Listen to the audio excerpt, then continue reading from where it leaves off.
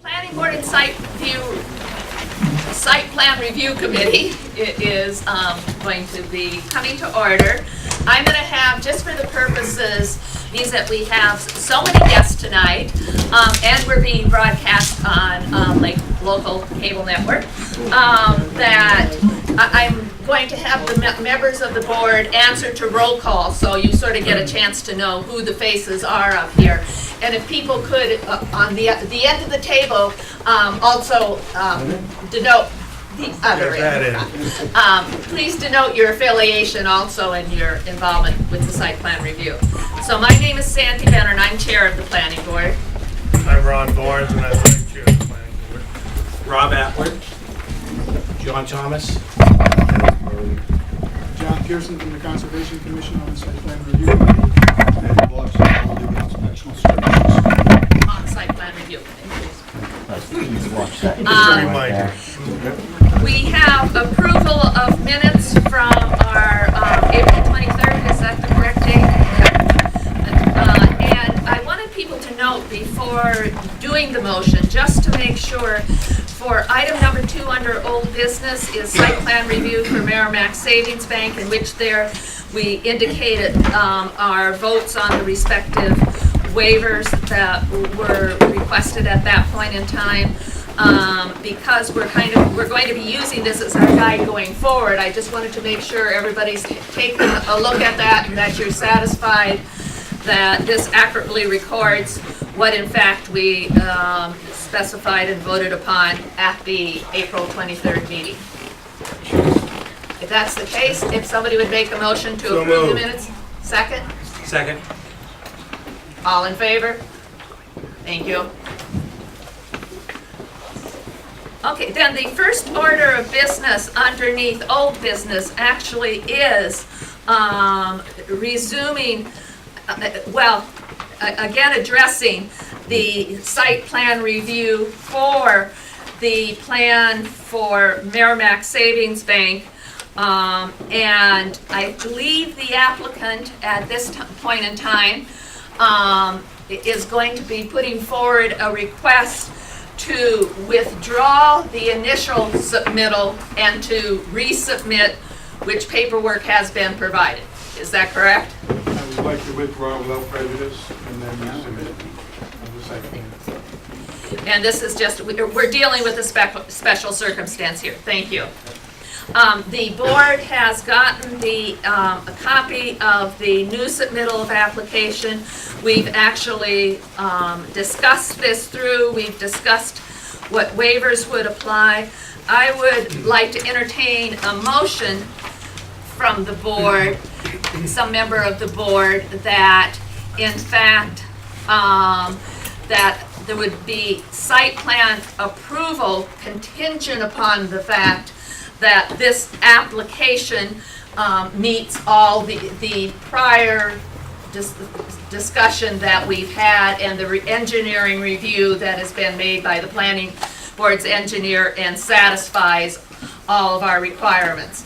I don't know if the members of the board are ready to make such a motion. If you do, and we vote on that motion, and Dave has agreed, the board's engineer has agreed to write up the decision, and we will review the draft of that decision and turn, make sure that it's complying with everything that we've discussed to date on this matter. I make a motion, we move on it. A second. Any further discussion on it? So that was a motion to approve contingent upon that it complies with everything that has previously been discussed and agreed upon and the waivers that have been held. Agreed upon, yes. Yep. Okay, no further discussion? All in favor? The site plan review, so everybody, thank you. Everyone. And so Dave, as you know, we're asking your help in writing this up. And I do think we will need another extension because the way the site plan review language reads in our bylaws, there in Article 19, it is that the time runs out within ever what the time frame is that we've agreed to. If we've extended it beyond the initial 90 days, that the recommendations have to be submitted to the building commissioner within ever what is the agreed upon time frame. And the last time, I believe we had an extension to tonight. And so I guess I'm turning to Dave to think about, I see where we're going forward from here is you would draft the decision, the board would have an opportunity at a meeting to review it, and presumably, you know, everything would be satisfactory because I think this one is pretty straightforward, and we could vote that night. But I didn't know what your schedule was as far as being able to draft that decision. It might be a little tight to get it done by the next meeting, but if you could push it out to the meeting after the next one, if that doesn't impede your schedule too bad. I'm going to go forward with the assumption that we reached an agreement here, where I've got a big audience here that's witness to that. I think that I can wait for that period of time. Bob, you had a point? I just wanted to know if we put a date of 45 days from today, should be enough time for everybody to get together. We're not under the gun, so if there's some missing items here and there, we can discuss them and address them prior to asking the applicant yet again for another extension. And it should give Dave ample time to construct his preliminary. If the applicant's agreeable. Yeah. We don't have a calendar with us. We'll let Pat figure out what's 45 days from today. Does that sound good to the board for an extension to that date? Okay, Yeah. And that's the official request from the applicant, 45 days from today, the extension. Okay, thank you. I don't think we have to vote on an extension, do we? We need the applicant to grant it to us from tonight. Okay, anything more that anyone wants to raise in regards to the site plan review for the Merrimac Savings Bank? You didn't have any lingering issues, Dave, did you? I think the last couple of minor issues are easily enough ironed out during the construction process. We're missing a couple of things in installation. Everyone's all set on that? Okay, so we have the approval for that site plan review, and we'll move forward with the drafting of the decision on that. And in the meantime, everybody, please review the materials that we've been distributed tonight that should have all the final details.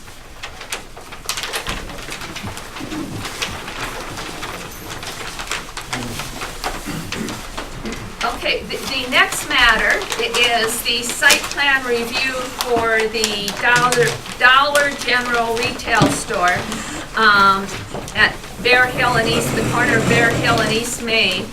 And I think before I have the applicants make their presentation, I want to give people just a little bit of sense of how this is handled. As this is a site plan review, so I know there's been quite of interest in our zoning bylaws, which I'm trying to find at the moment. And so for your information, this is Article 19 in the zoning bylaws that addresses site plan review.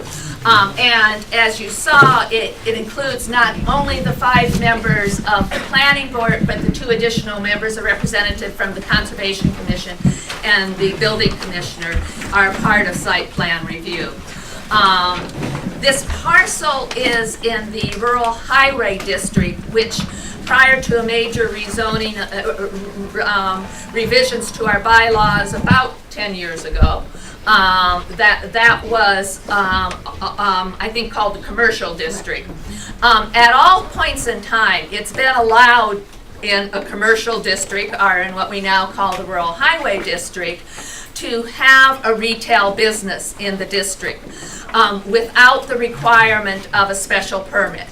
But what we added when we did the changes to the zoning bylaws 10 years ago or so was we added in the provision for site plan review that made it possible for this board to take on the responsibility to really be looking at to see if that indeed it was the work to be done with the developer would have minimal harmful effects on the surrounding environment, but that indeed site plan review is regulating things, not prohibiting things. And in fact, I was going to read from you in Article 19, just to make clear so you know what the hearing is about tonight, that this is a site plan review. It's not a special permit hearing. This is an allowable use by right in this particular zone, according to our zoning bylaws, for as long as we've had zoning bylaws covering this particular area of town. And in fact, you have to allow things by right in zoning that are in the nature of what the district is zoned to do. For instance, in a residential zone, you can't say you need a special permit to build a house in what is zoned as a residential zone. In this case, this has always been zoned as a commercial zone, and so retail use is allowed without a special permit. But what site plan review allows is that it's in the town's interest to promote functional and aesthetic design, construction, and maintenance of such developments, and to minimize any harmful effects on surrounding areas. The intent of the site plan review process is to regulate rather than prohibit uses through reasonable conditions that may be required by the site plan review committee concerning design, location of buildings, signs, open space, landscaping, parking areas, access and egress, drainage, sewage, water supply, and fire safety. And for those reasons, the last list that I read there, we also asked the other departments in town that are responsible for those respective functions to give their input to us of what concerns they may have, so we make sure we also address those. The other thing that this board is responsible for is stormwater management. And so because of the amount of impermeable surface, that comes into play also. That's actually regulated through state and federal regulations, and we, with the help of our engineer, and then when it actually comes to the implementation of the process with the building commissioner to ensure that those laws are enforced as they're intended to be applied. The procedures for any of our public hearings are, in this case, it's not an official public hearing, doesn't have the advertising like it would have the special permit. Don't mean to be undressing in front of you, I'm just getting warm. Didn't expect it to be this warm in here, it wasn't this warm in my house. That we have the applicant make a presentation of the plan to the board and all interested parties. In this case, we already have seen the initial drawings on this and some of the engineering, so the board's engineer was able to take an initial look and review of those and has provided written comments to us and the applicant, which I assume the applicant will probably be responding to some of that in his presentation. We'll be looking at what we've heard from the other departments as they've had a chance to also review the set of plans that we've had and the paperwork that goes with it. And then the planning board itself will be seeing if they have any questions for clarification or any other matters to address with the applicant. And then I'll open it up to the public as far as what questions you may have or things you just want to bring to our attention. I do ask, as we ask at town meeting, if somebody said it already, you don't need to say it again. If you've got a new point to add, there's something else that you want to make sure we're aware of as far as a concern, share that. But we don't need 10 people saying the same thing. We also have other business tonight after this, and that's why I was kiddingly saying to Dave if we wanted to stick around to midnight, because I don't think any of us want to stick around until midnight. This will not end tonight, I can almost guarantee that, because there always are some additional issues that need to be addressed, to be responded to. And so that, don't expect that if, you know, you do stay, there's gonna be a vote of the board. In all likelihood, there's not going to be any vote of approval or disapproval of the site plan review tonight. I think that is all. The only other thing, another matter that was held in regard to this with the Zoning Board of Appeals, because they are responsible for Water Resource Protection District, Overlay District, well, yes. And so that matter was heard by that board, and they have found it to be satisfactory in meeting the requirements that it needed to for their particular criteria that they are needing to look at. So with that, I'd like to have the representatives for the applicant please introduce themselves, and then we'll let you proceed. Well, thank you, Madam Chair, members of the board. For the record, Luke DiStefano with Bowler Engineering out of Southborough, Mass. With me tonight is Bob Gage with GPD Realty, the developers of the site, and Gary McNaughton with McMahon Associates, the traffic engineer for the project. Appreciate the introduction and appreciate everyone's time. As indicated, we are here for site plan review and a stormwater permit relative to a proposed Dollar General development at the property located at 1 Bear Hill Road, located basically at the northeast corner of the intersection of Bear Hill Road and East Main Street. I'm sure everyone knows under its existing condition, the site is undeveloped. It's basically a vacant field.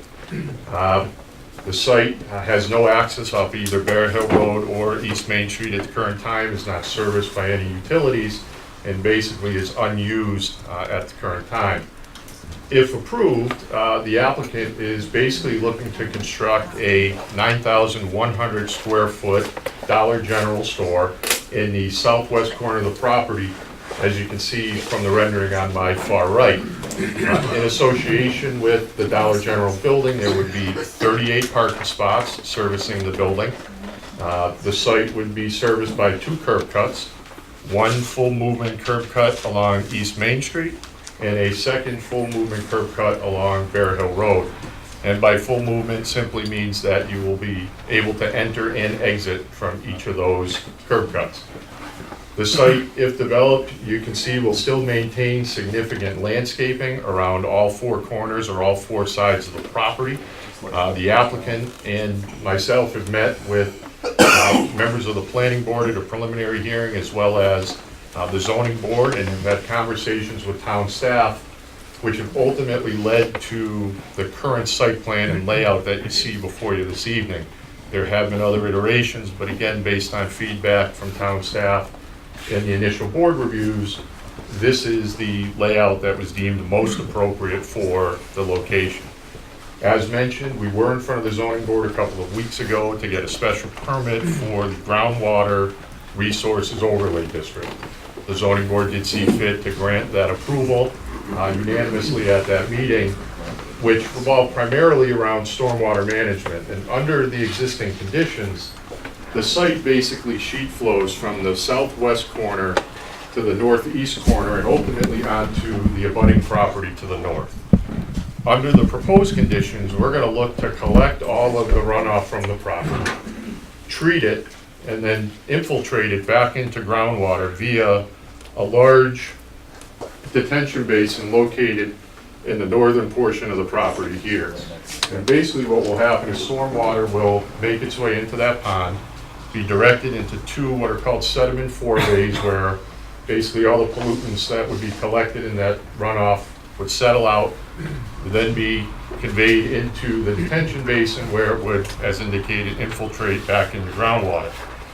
One of the concerns raised at the zoning board, well, is what happens with all the excess runoff, because you're going to be taking a wooded lot and basically making it 55% impervious.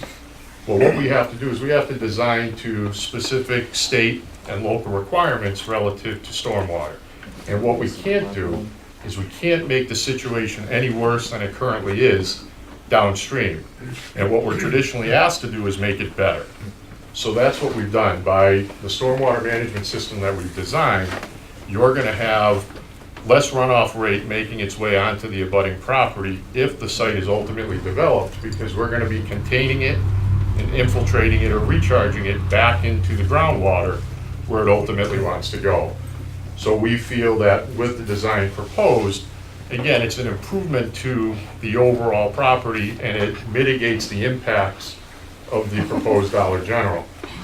As far as utilities are concerned, we would service the property with all the appropriate utilities. There is municipal sewer available, municipal water, electric, gas, telephone.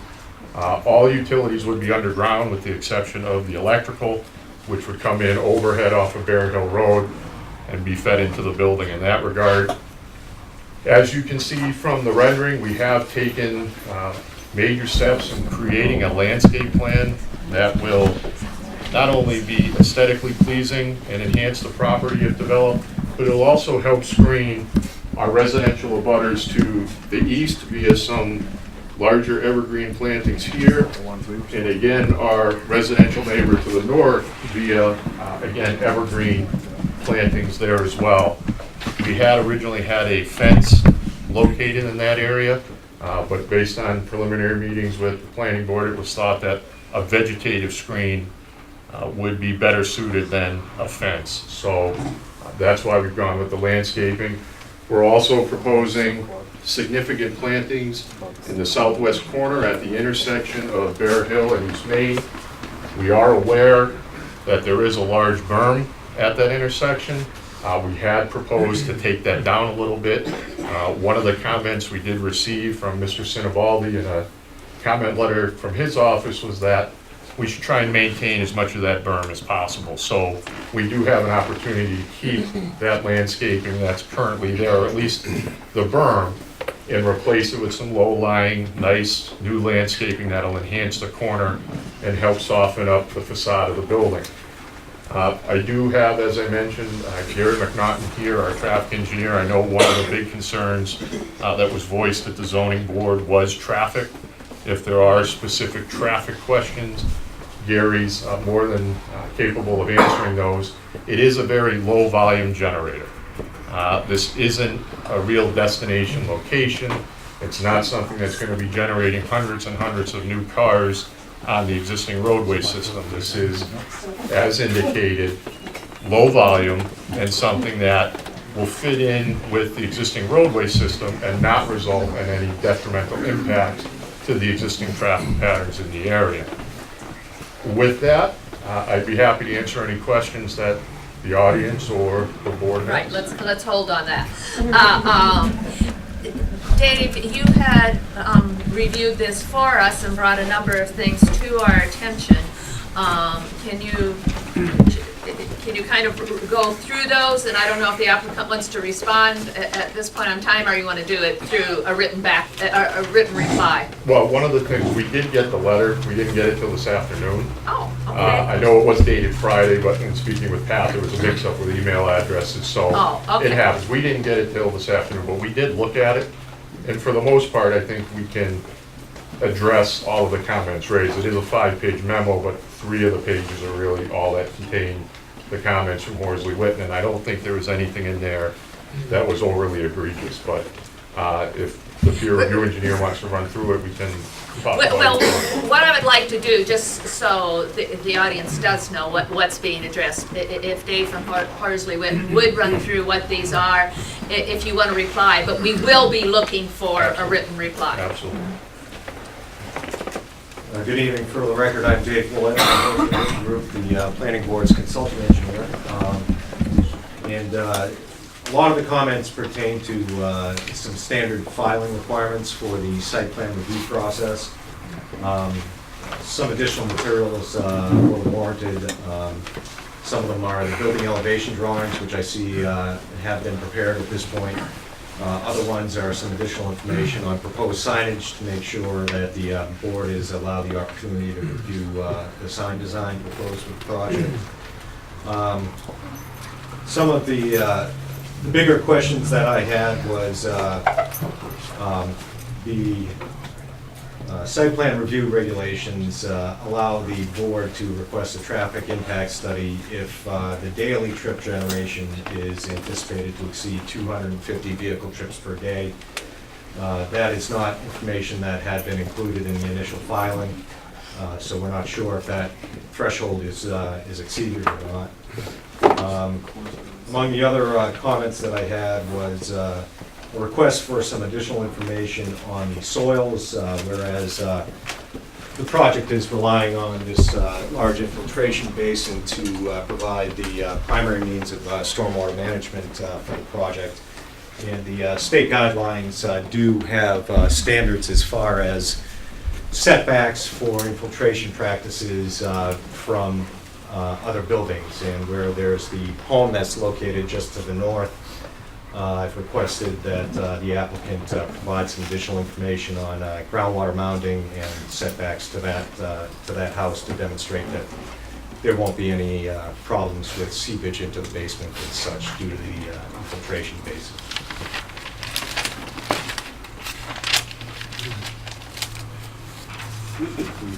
Another one of the questions that I had was on the parking lot layout that's currently proposed, the dimensions for the driveways and the parking spaces are significantly larger than is generally required by the site plan review standards, where typical parking space dimensions are 9 by 18 feet, and the current proposal shows 9 by 20 foot spaces. Typically, a 24-foot wide drive aisle is allowed by the standards, and a 36-foot wide drive aisle is currently proposed.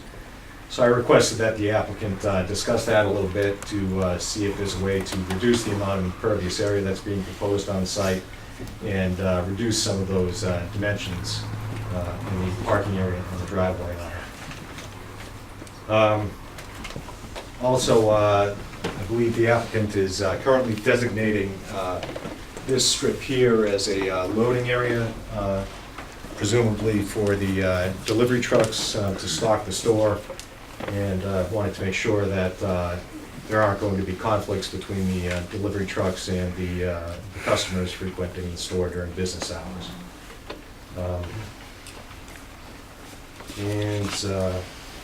I think the only other major comment I had was the recommendation to look at installing what's known as a level spreader to take the discharge from that stormwater basin. And what the level spreader does is tends to just distribute the runoff a little bit so that you don't get a channelized flow and potentially erosion problems at that discharge point onto the abutting property. So those were the highlights of my comments. Thank you. So yes, I don't know if you want to respond to anything now or not, up to you. Yeah, I can quickly respond to a handful of those. As far as test pits for the detention basin, we have no issue with conducting test pits. We did speak with Mr. Sinibaldi again late this afternoon. We will arrange to have the test pits conducted to verify soil conditions. We do have some borings, so we're confident that we're going to confirm what we think we already know, but we're happy to do that. The level spreader issue, again, not a problem. We don't have any issue with that. As far as the 36-foot wide access aisle and the 20-foot wide or 20-foot long parking spaces, we need the larger access aisle for the trucks that will be delivering product to the store. So we have to have it at 36 feet, otherwise we can't get the delivery trucks into and around the site. As far as the 20-foot parking spaces go, that's something we prefer to have as well. When you add wheel stops and when you add parking immediately adjacent to sidewalks, we typically like to have a little extra space. There are a lot of larger SUVs and vehicles of that nature, and you find when you got the smaller, more compact spots, and then you add either sidewalks adjacent to a building or wheel stops as mentioned, you do get some times where you get folks that are hesitant to pull all the way in, and it can have impacts to traffic flow throughout the property. So we certainly understand the concern relative to additional impervious, but based on the fact that we are mitigating that with our stormwater management design, we don't see that as a major issue. And then as far as the traffic is concerned, after the zoning board meeting, it was clear that traffic was an issue. So we did have McMahon Associates conduct traffic counts, site-specific counts, on the weekend and during the peak hours at the location. They have prepared a preliminary traffic assessment letter that we will ultimately be submitting in response to the comment, which, as I indicated, basically indicates that this is a low-volume location. It does, to answer your question, Dave, trip the 250 cars per day, or the 250 trips per day. It's approximately 500, Gary, I think is trips, which... It's less than 300 cars. Correct, and a trip is, just so you know, one car moving into the property, and then another trip would be a car exiting. So if you pull into a site and then leave, that's counted as 2 trips. So it's about 500 trips per day, but, or at its peak, but it's, as I indicated, about 250 to 300 cars. So we can, I think, adequately address all of the comments in Horsley Witten's letter. So you will be doing that the formal traffic impact study because it does trigger it. They have performed the counts and done some analysis. What I'd like to do is ultimately submit it to Dave and to Mr. Sinibaldi, get their take on whether or not the letter itself addresses the concerns. If not, McMahon is fully prepared to do the full-blown traffic analysis, which may not be necessary. Excuse me, Sandra? I'm sorry to interrupt, but there are many people standing out in the hallway. Is it possible we could just file some people over to the other side of the wall? Yes, thank you. Yes, if people can kind of move around this end here. It's still Seats down here. Move into the middle so there's seats in the aisles for people to get into if possible. Please tell people to not cross this way and try and go that way if possible. Yeah, there is the whole row in the front now is open up here. If anybody wants to move up there. I know everybody needs to sit in the front. I have a question. No, we aren't going there yet. No questions yet. Thank you. Not yet. We aren't to that point yet. Okay, thank you. I'm glad you addressed the traffic because I knew that was going to be important to do it. We did have as far as hearing from other departments, we do have a letter from the Department of Public Works, which also happens to be Mr. Sinibaldi as Director of the Department of Public Works and our building commissioner. And he just raised here as far as the fact that because it's access to a state highway, there has to be the permits granted by the Massachusetts Department of Transportation. And also as far as that sidewalk will need to be replaced on the property line on the easterly edge of Route 110 and extend all the way up Bear Hill Road to the end of the property, and banking on the corner, which was already addressed. I'm trying to think, see Bob here. Well, you also addressed the things just that we need to attend to as far as the sewer connection shall be made on Bear Hill Road, which require the applicant to extend the sewer main on Bear Hill Road to the end of the property, and to be done in accordance with the wastewater bylaws. Have we heard from police, fire? Trying to think of who else isn't covered in that list. But all the departments received the materials. All the required departments receive the material. I have a sign-off sheet for them. Okay, so they've signed up that they've received it, and if they, upon hearing some concerns of the residents, we may ask for them to specifically respond to things if it seems that would help address the concerns in the respective regards. Are certainly they're welcome to still, as we go through this procedure, to submit to us information for us to take in consideration in making our decision on whether or not, how we will handle the approval and what conditions we might apply. So next I am going to turn it to the members of the Site Plan Review Committee. If you have questions of the applicants, and frankly, if you could move your easels so we can actually see them.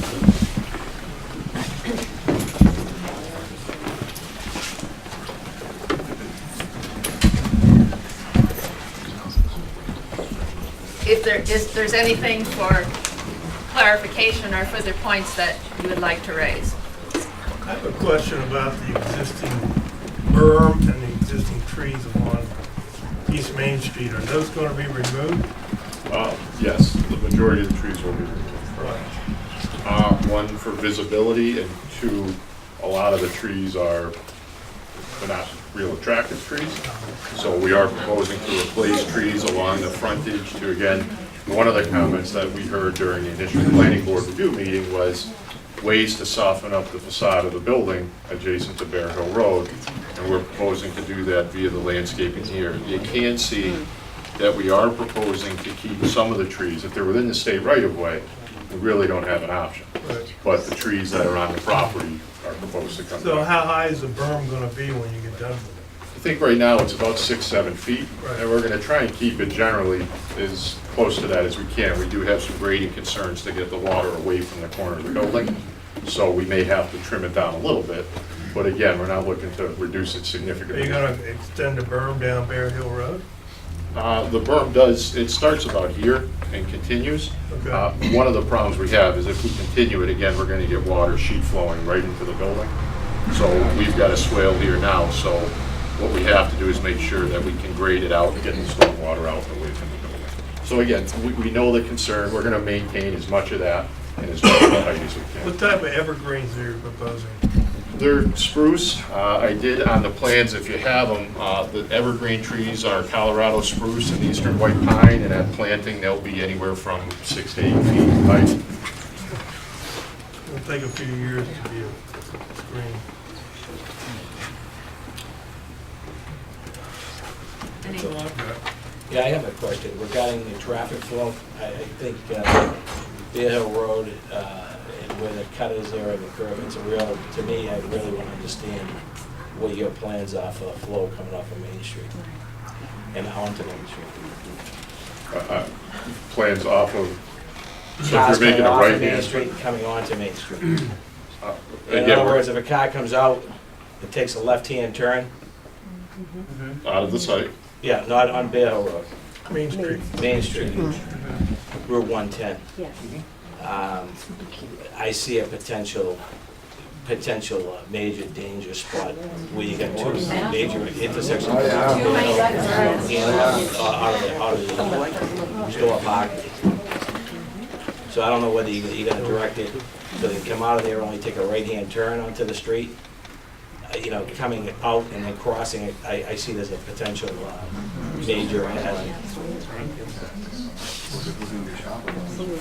You're actually, the biggest concern that you would have, because these are a couple hundred feet apart, and there's some distance in there. Please speak up, please. Sure. There is some separation. There is some separation between these, in both of these intersections. Bear Hill Road isn't generating hundreds of cars every hour, and in fact, the left turn volumes are maybe a third, a little bit more than that, of the cars that are coming out of Bear Hill Road are turning left. So it's a relatively low volume, and you actually do have enough separation that this left turn can happen safely. There is enough room. If you think about gas stations and other facilities that generate much higher levels of traffic are often on corners, and those movements do happen safely. And we think that based on the volumes that we've counted out here, the volumes that are projected to come out of this site, and the number that would be going left, it will operate safely. There's not going to be so many cars that have that constant potential for that conflict. We think there will be enough opportunity for those vehicles to make those. So you did a traffic study on Bear Hill Road coming on to East Main Street? What we've done so far is we did counts out here during the weekday afternoon peak hour, and then during the Saturday midday peak hour, which are the times when this facility would be at its busiest, Okay. combining with the roadway traffic. So weekday afternoon from 4 to 6, and then Saturday midday from 11 to 2. Actually counted how many cars go through this intersection, how many are turning left and right at each of the different approaches to it. And then we've looked at what sort of volume would be generated by this based on national data that's collected at similar uses. And what you look at is the roadways out here with the volumes on them, they're well below capacity. And we haven't done detailed capacity analysis, but I've been doing this a long time. And when you look at the volumes that are on the roadway, it is well below the capacity of the roadway network. The additional cars generated by this site, and when, as traffic engineers, we tend to look at the peak hour. We're always talking about that worst 1 hour of the day. Excuse me. And when we look at this site, in its busiest hour, it's gonna have 30 to maybe 45 cars that enter. Those same cars would exit over the course of an hour. When you start to disperse them to the various roadways, you're talking maybe 15 or 20 cars on any given section of roadway. So it does spread out. It's, you know, another car every 3 to 4 minutes on any section of roadway once you kind of spread them to all their different approaches. So it's not, sure. One thing I would suggest, and I'm sure there's many a resident here that will know better than I do, but from my observation, the real, I think what some of people's concern is based upon the morning commuters coming out of New Hampshire down Bear Hill Road. I think you're right. I would say 2/3 of them probably turn right and 1/3 of them turn left coming there. But just for your information, as far as peak volume of what the road itself is already handling, it's the morning commute. No sidewalks. Particularly just looking at the patterns here, I can see that the reason we looked at the weekday afternoon and the Saturday is on a weekday morning, Dollar General's not really doing much in the way of traffic, if any, with the hours. They don't open till 9 o'clock, which is generally after your commuter peak, which is why. You're absolutely, I mean, from my observation, yes. I mean, not that there isn't still maybe more than midday volume at that point in time, but it is happening from 7 to 8:30, going to 9. Yes, we hadn't asked that before. What are the planned hours of operation and days of the week? The stores are open 7 days a week. It opens at 9 a.m. and closes at 10 p.m. 6 days of the week. And Sunday from 9 to 9. 10 p.m. Sunday from 9 a.m. to 9 p.m.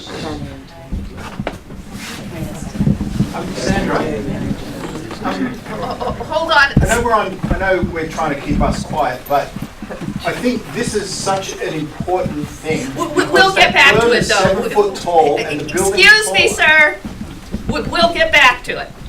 I know it's important, and I know people will bring it up. We'll get back to it. It'll get addressed.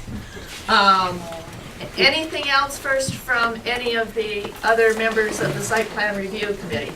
I have a problem. Thanks, Gordon. I have a problem. I thought we were originally going in one way and coming out one way. Yeah. When did that get changed? No, I don't think there was ever any directional circulation. One of the iterations of the plan did have the building situated with no curb cut on Bear Hill Road, but again, based on feedback from town staff, it was determined that one curb cut on each of the rights of way would be the best iteration and the best layout for the property. I mean, we did talk about one way and one way. That was discussed. Again, at the meetings I've been at, which were in front of the planning board informally, conversations with town staff. I was at the meeting too, that was discussed. So it must have been another meeting. Well, wait a Sandra, you were at the meeting? Well, frankly, I'm thinking. Don't say we didn't talk. Well, hold on a second. I actually want to get this point clarified.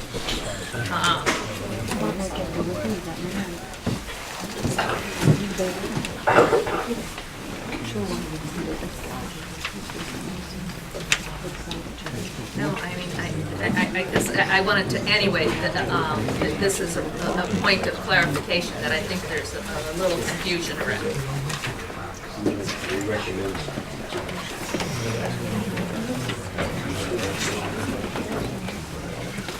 My recollection, Well, just hold, because I think we are possibly confusing some things here.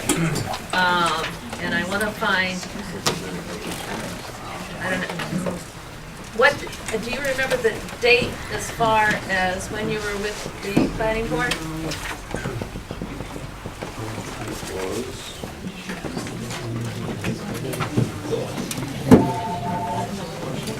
I was going to say, it's March 27th.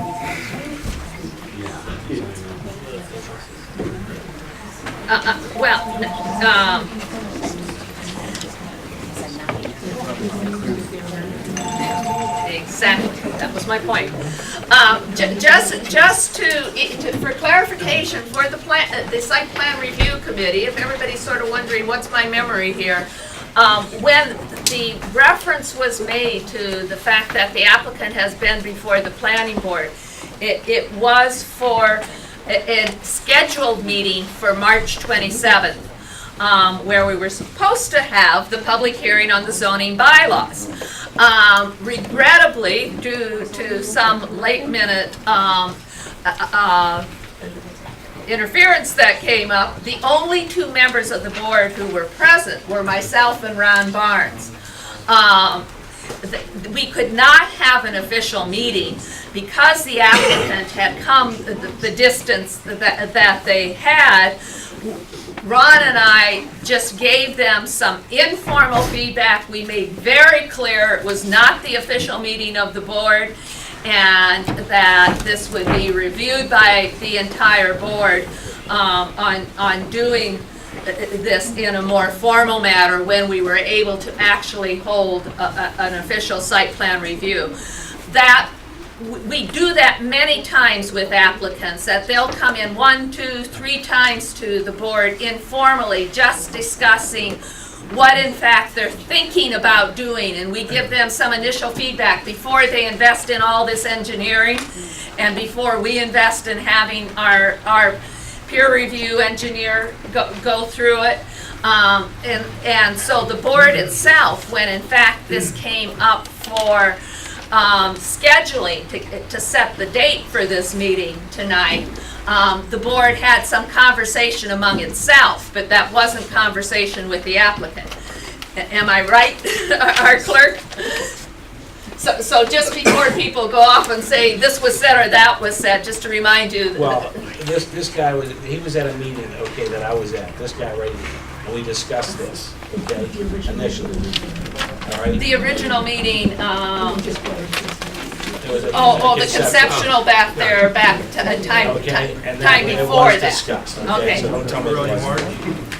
March? So that's back in February. Okay, It was just the engineer. okay. Right, okay, It was a recommendation, you made a recommendation. yeah. It wasn't voted on. We Right, thought that okay. that would be a better way to come in and out of that parking lot. Can we speak up louder, please? We can't hear you. By doing what? Well, we're talking, no, the initial conversation we had was we were talking about traffic flows. Well, the initial proposal only had access to East Main Street. Well, yeah, but we also talked about Bear Hill and on Now, I East Main Street. suggested that we access Bear Hill to Exactly. open up the And we site. talked about perhaps having traffic flow one way in, one way out. Right. That was the conversation. Now, this other meeting, obviously I wasn't at on the 27th of March or whatever it was. So, obviously, that's when he was at the meeting. I wasn't here. All I can do is talk about the official conversation. I mean, I'm just laying it out there. Because our concern, okay, number one concern is safety. That's one of our concerns. Right. So, that's all I'm saying. And it should be your concern as well. Absolutely. So, I mean, I'm just throwing out there, so I think before we make any final decisions, then we want to be clear on it. That's my, And I guess that's what I did want you to respond to, as far as safety is concerned. Would there be a heightened addressing of that if it was as John is proposing? Let me step back. We did, within the draft memo that we pulled together, we did pull accident data for this location. Mass DOT collects accident data through the registry from all of the accident reports that are filed by local police, state police, the registry. It was actually and we look at 3 years, is typically the window we look at. Over the 3 years that we looked at for this location, There's only one accident that was recorded within the DOT records, which is a very low accident rate for an intersection in Massachusetts. Yeah, certainly in comparison to the volume, low accident rate. So currently, there's no, to look at proposed access, we're looking at proximity to other intersections. We feel as though there's enough separation given the volumes that are out there. We look at sight lines and making sure that you have adequate sight distance along East Main Street. Mass DOT, as we review, as we go through the permit process with them, do a similar level of review. And then we do look at site access, and some of the things I know that the project may have gone through a few different iterations before we were involved. And one of the things, and I'm not sure which direction of one-way flow was considered, but one-way flow starts to potentially draw more traffic. If you have this be the entering movement, now all of your exiting traffic is coming out onto Bear Hill Road, you're going to increase delays. It may not be an extreme increase. You are going to increase delays for Bear Hill Road. Vice versa, if you have everybody entering and exiting this way, you're going to increase traffic volumes on Bear Hill Road as they come into the site. Again, it wouldn't be a significant increase, but it would add more traffic onto that stretch of Bear Hill Road. And if this is your exiting movement, the concern of, now you have cars coming out onto the main road, which is the higher volume road, making a relatively slow speed turn that they're never really going to accelerate because they want to take this next right-hand turn. That's a slower speed that's going to be mixing with the higher speeds on the roadway. So some of those things are areas that we'd want to look at carefully before you agree with a one-way flow being the most desirable out there. It may not turn out to be that way. I think my thought process on that was make it one-way coming off of East Main Street and make a deposit on Bear Hill Road, mainly because of the congestion between the two roadways. Your entrance to the site and Bear Hill Road are pretty close. They are a couple car lengths. Yeah, I mean it's several. I mean the where this is not signalized, there's no cars queuing back here. It's not like a signalized intersection where you're going to have a little bit more of that concern. And again, given the volumes that are projected, that exist at this intersection and that are projected for that driveway, I'm fairly comfortable that it'll work safely with that separation distance, and I think Mass DOT would agree. I know in recent projects, Mass DOT prefers if you can accommodate full access, but I can't say exactly what they're looking to be on this specific site. Okay. I don't see any sidewalks shown on your site. That is something, again, based on the DPW comment letter, we and GVT as a developer have agreed to put sidewalks in as requested. Okay, I'm just making. Yeah, we haven't, again, getting the letters recently. Where are the sidewalks going? The question I had is, In the road. you had just mentioned that typically you get 3 years of history for the intersection regarding the data accidents. How in 3 years? I mean, there were a lot less cars here in 1972 than this year. We get the most recent 3 years that are available. The state's not the most efficient. No, that's fine. It's 2008 to 2010 is Okay. what we looked at. That's fine. And Bob, one of the things we did do based on the zoning board and initial comments from the town, we have reached out to Mike Formichella and Mike Karras, the district traffic operations guy at DOT. We were hoping to get a meeting with them last week. Unfortunately, Mike Karras was on vacation, so we are looking to set that up, get in with them, sit down with them and talk. But again, Gary and I have been doing this a long time. We think ultimately they'll be okay with it, but even at the end of the day, we still need to get a DOT permit for that curb cut on East Main. That's correct. Just in general, would you happen to know what the current daily road count is for 110 through that area? What we did was peak hour.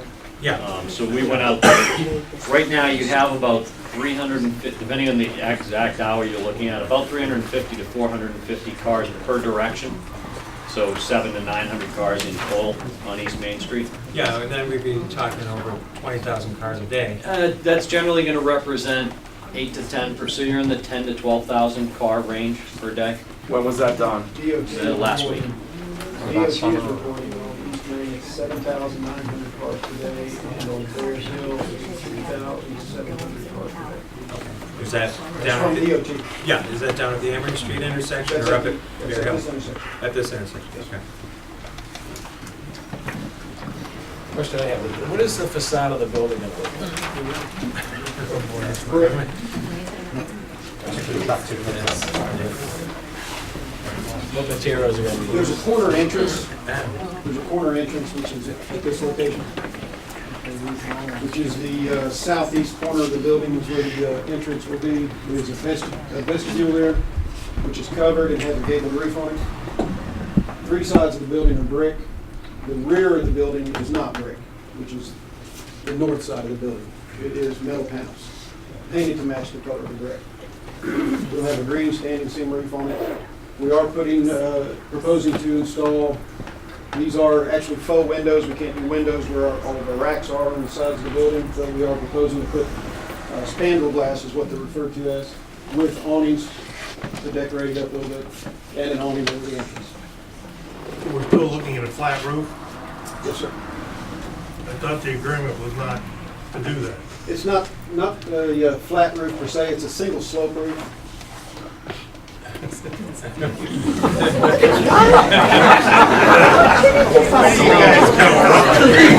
Single slope roof. This one is the What's the degree? What's the degree of the slope? Well, well, there was no agreement with this board at all as far as the facade of the In fact, I building. think This is you what went we're through your proposing. design. This is what we're proposing. Right. Through your design. Right, because we thought that with the seller of the property, the agreement was for a pitch roof, you know. Yes. And I look at, say, the CVS on Route 10 there in Amesbury that just got built, and I think, gosh, that's a very attractive building. It'd be nice to have a building look like that. That's not that one at all. This has a pitched roof on it.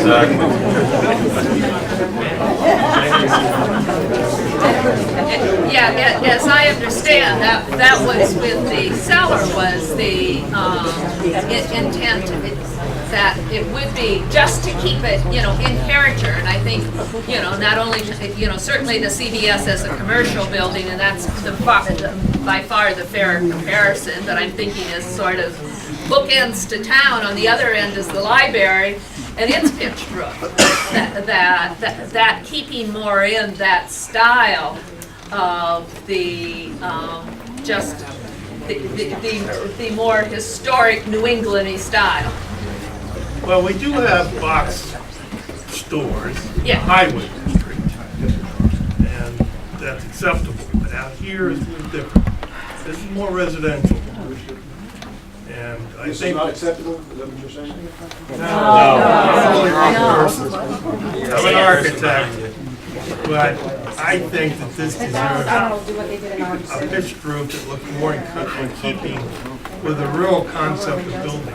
And that was the idea, we were trying to get as close as we could to that. That's a good start. Good start. Good start. And we've actually run this by the seller, and he agreed that this design was much better than what was originally proposed. Well, that's not saying anything. Come on.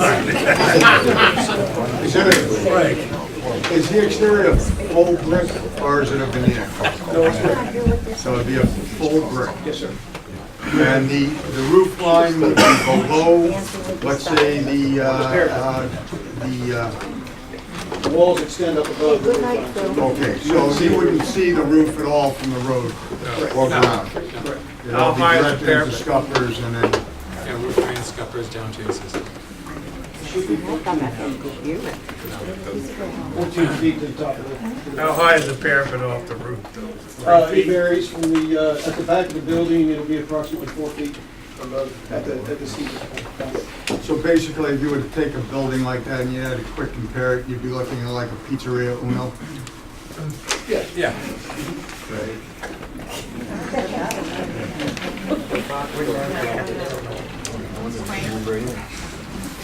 I think we probably exhausted a lot, not that the board can't think of more things for questions, but let's open it, and I don't know how I'm gonna choose who gets to go first. You get to go first, the woman in the orange. Thank you very much. I'm just curious whether or not this applicant is aware of our close proximity to the state of New Hampshire. Okay.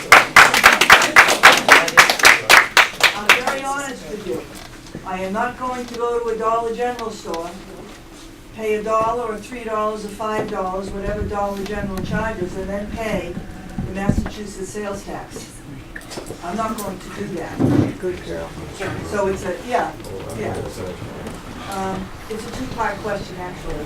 The other Okay. part is there a reason, because I am not an architect, is there a reason as to the location of the building tucked in the corner there? Is there a reason for it's tucked in the corner? Yeah, I don't know why it's there as opposed it's not further back. Well, or in one the middle. is for visibility for one, but more importantly, construction cost.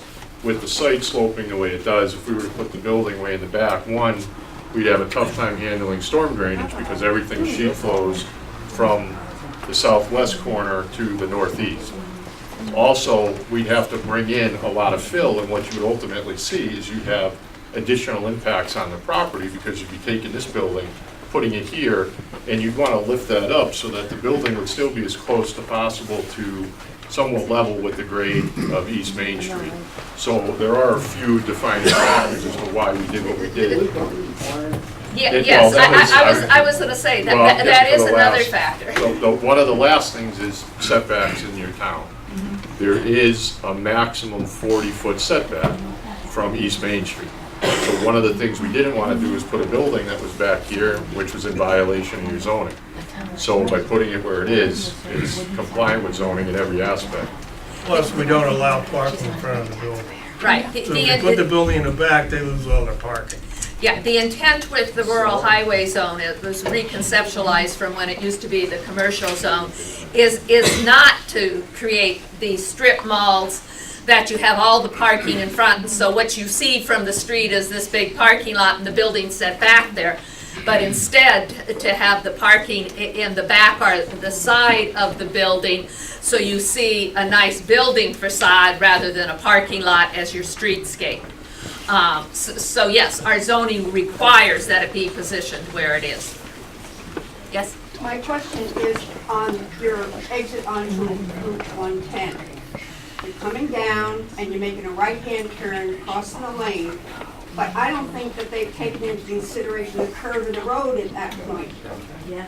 Because you've got people are gonna come on, they're gonna be blind, and that, I don't care what the speed limit is, that road is full of speeders. My son has to go Oh, down yeah.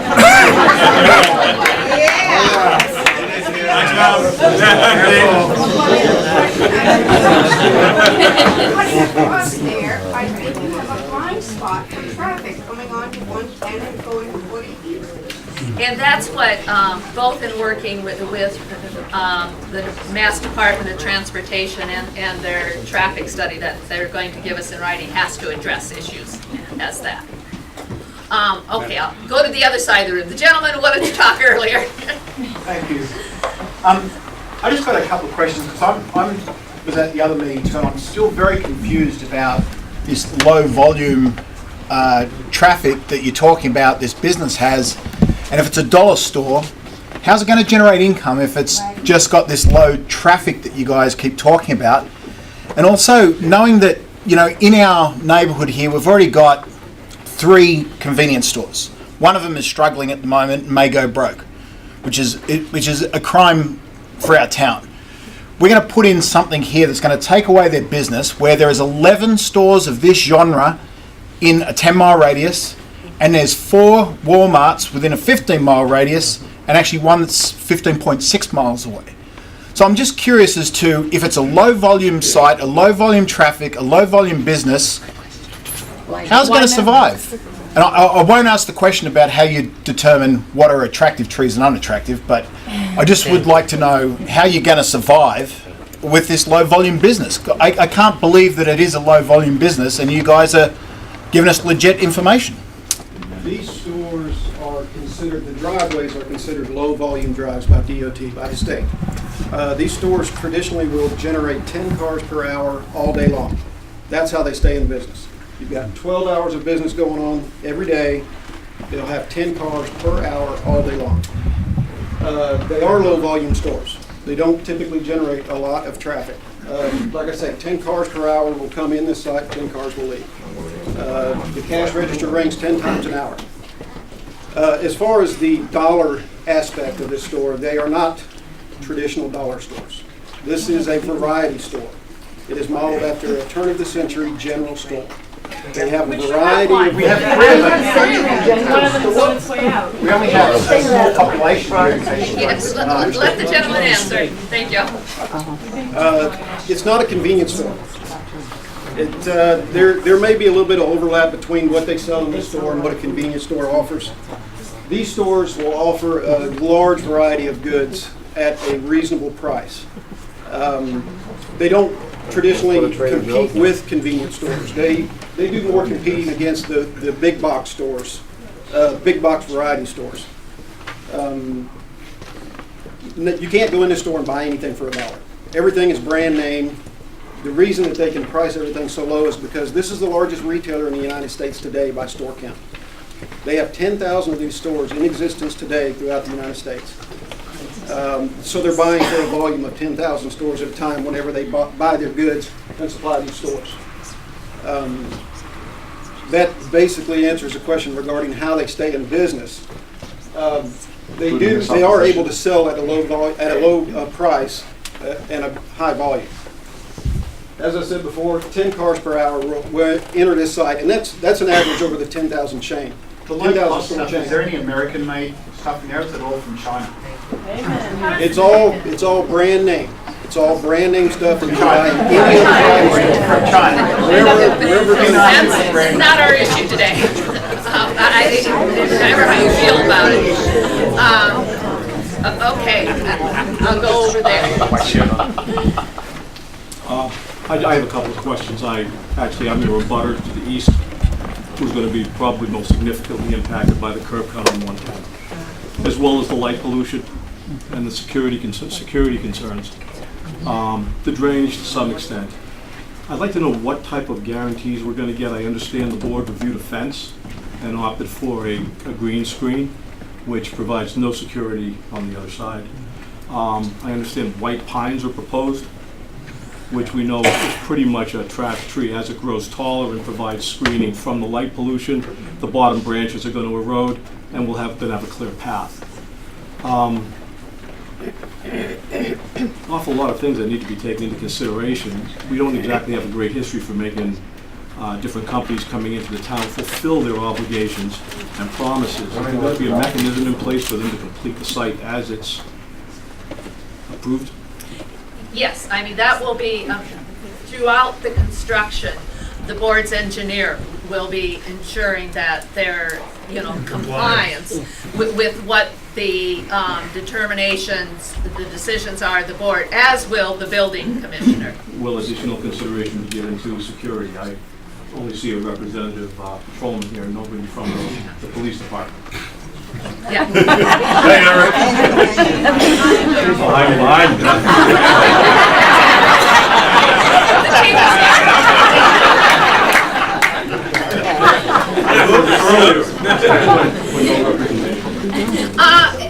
Actually, Chief Shears, I'm kidding.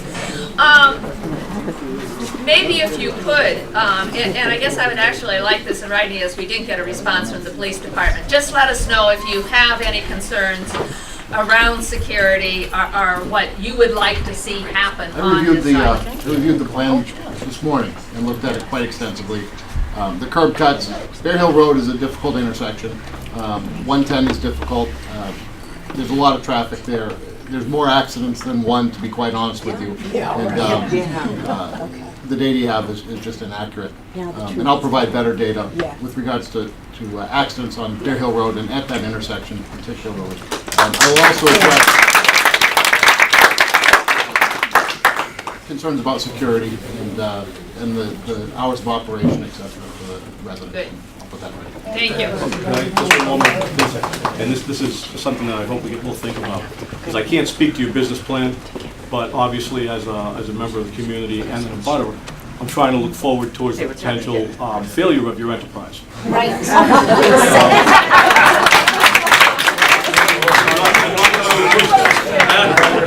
But are we giving consideration to the fact that we already have one vacant lot about a quarter of a mile down east of the. Something like this that would not be successful has the potential to become an attractive nuisance. And I hope we give due thought to this. Just a response to that, as far Because tonight we're as, selling a low-impact environment, but what if they go out of business in 2 years and sell to a higher impact environment or client? Will we have controls? will be, it would be subject to review again. But can you tell us why, as I think the good part of the room is a bit skeptical, as far as your business plan, what makes you feel, that you have great faith in your business plan? This is one of the strongest retailers in the United States today. Like I said, they do have 10,000 stores in existence, in operation today. There is no end in sight for this company. They are one of the strongest retailers in the market today. We have no qualms at all about having a Dollar General here for the next 30 years. You have no failed stalls That's anywhere in the until US? Walmart opens a Walmart Express. Why Merrimac? That's where Dollar General wants to be. We don't pick the locations. Why not West Orange? Where they want to be. What about the town? Is the So town what going to was attractive hold it a about second, Let's keep folks? this orderly, I'm gonna get the chance to talk. Thank you. I did promise Mr. Waterhouse next. My only interest is I built the house on the northern end of that property, and there was always a cellar problem with water. I'd like to see the water issue a little further.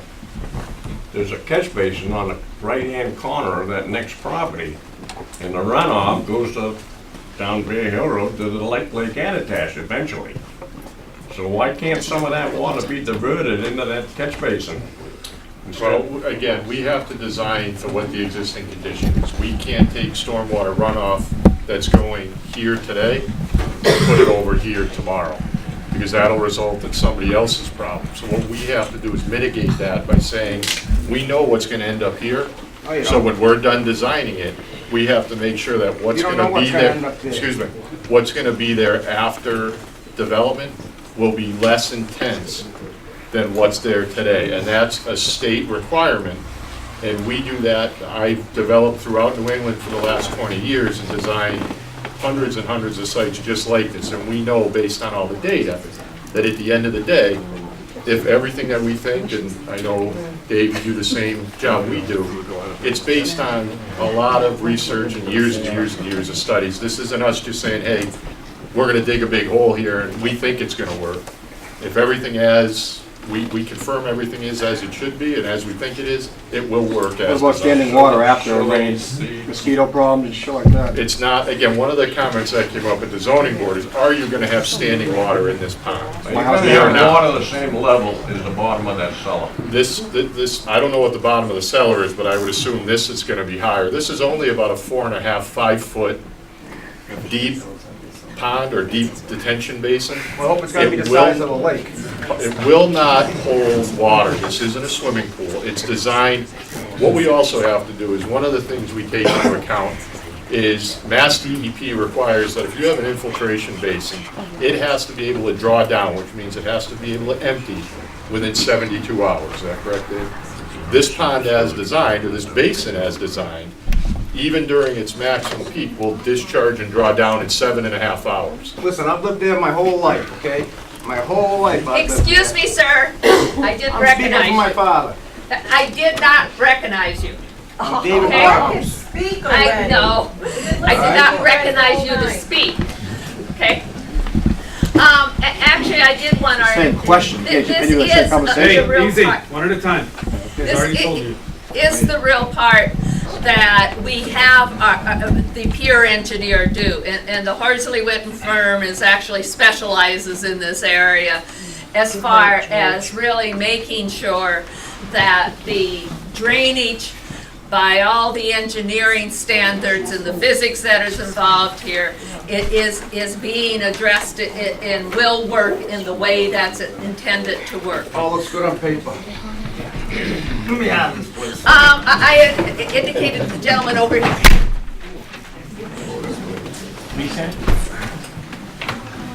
Hello, my name is Josh Jackson. I should identify myself as the co-chairman of the Zoning Board of Appeals. I didn't have the pleasure of attending the meeting because I was out of town. You had the pleasure of my co-chairman, Ron Danderet. I don't think he's here tonight. Let me just bring, I thought it was interesting that you brought some information to bear. You're the developer, GBT Development. I'm sorry, I didn't get your name? Bob Gage. Bob, hi, Josh Jackson. I want to read something to the board, to the room, I suppose. It's the Wall Street Journal, dated February 5th. I won't read the whole article. Dollar stores are finding it a dime a dozen, pinched by rapid expansion. Dollar stores are finding it harder to make a buck. Sales growth has slowed, and in some cases, margins have been shrinking at these discounters as competition for their target customer, the cash-strapped consumer, has increased. While dollar stores were Wall Street darlings, during the recession, some retailers would say their proliferation could be a problem. Dollar General has said last week it will open 635 new stores this year, including its 11,000th. That was dated February 5th. This is also the Wall Street Journal. Yes, I get the paper. This one's dated Wednesday the 10th. This is this year, by the way. Dollar stores, Family Dollar, Dollar Walmart, Dollar General. But the stock has underperformed Walmart stores and Dollar General Corp by about 20 percentage points since the start of the year, around the time Family Dollar reported its disappointing earnings as well. So it's interesting that you mentioned the performance, 10,000 stores, et cetera, et cetera. I think my contention is that the town of 6,000 people, or whatever we are, and the fact that we are close to New Hampshire, and I think that you got a lot of competition in the area, dollar type stores, Family Dollar being one of them. I just find it difficult to understand the real rationale, the business rationale behind this. I happen to have a business background. So that was one point that I wanted to bring to everybody's attention. I would appreciate it actually if you kept the trees, as ugly as they are, along Bear Hill Road. I actually like them. I do happen to live on Bear Hill Road, but I don't mind the trees. And if you are going to plant trees, instead of the spruces, I'd love to see arborvitaes. They're nice and thick. Not that I have an opinion. And one other thing, I would appreciate seeing a roof line. I'd like to see something, if you are going to build this, something that would fit in better with the town than a flat roof, or, as you say, a sloped roof that's one slope. So I'd like to see something with a real roof line. Thanks, Josh. I lost my thought. I was going to say one of the points you had made. I talked about the business points, I talked about the trees, and I talked about the trees. If I could say something about the trees, basically we just pick indigenous trees in the area. If there's a different kind of tree that you want here, we've got no problem changing the type that you plant. And we're not going to take down any trees that we don't have to in order to get the building part line across. All the trees around on the edge of the property, you wouldn't have to take down any.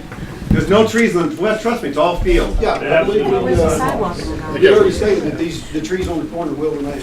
If they're in the right of way, we can't take them down, and Gary, I think, will correct me if I'm wrong.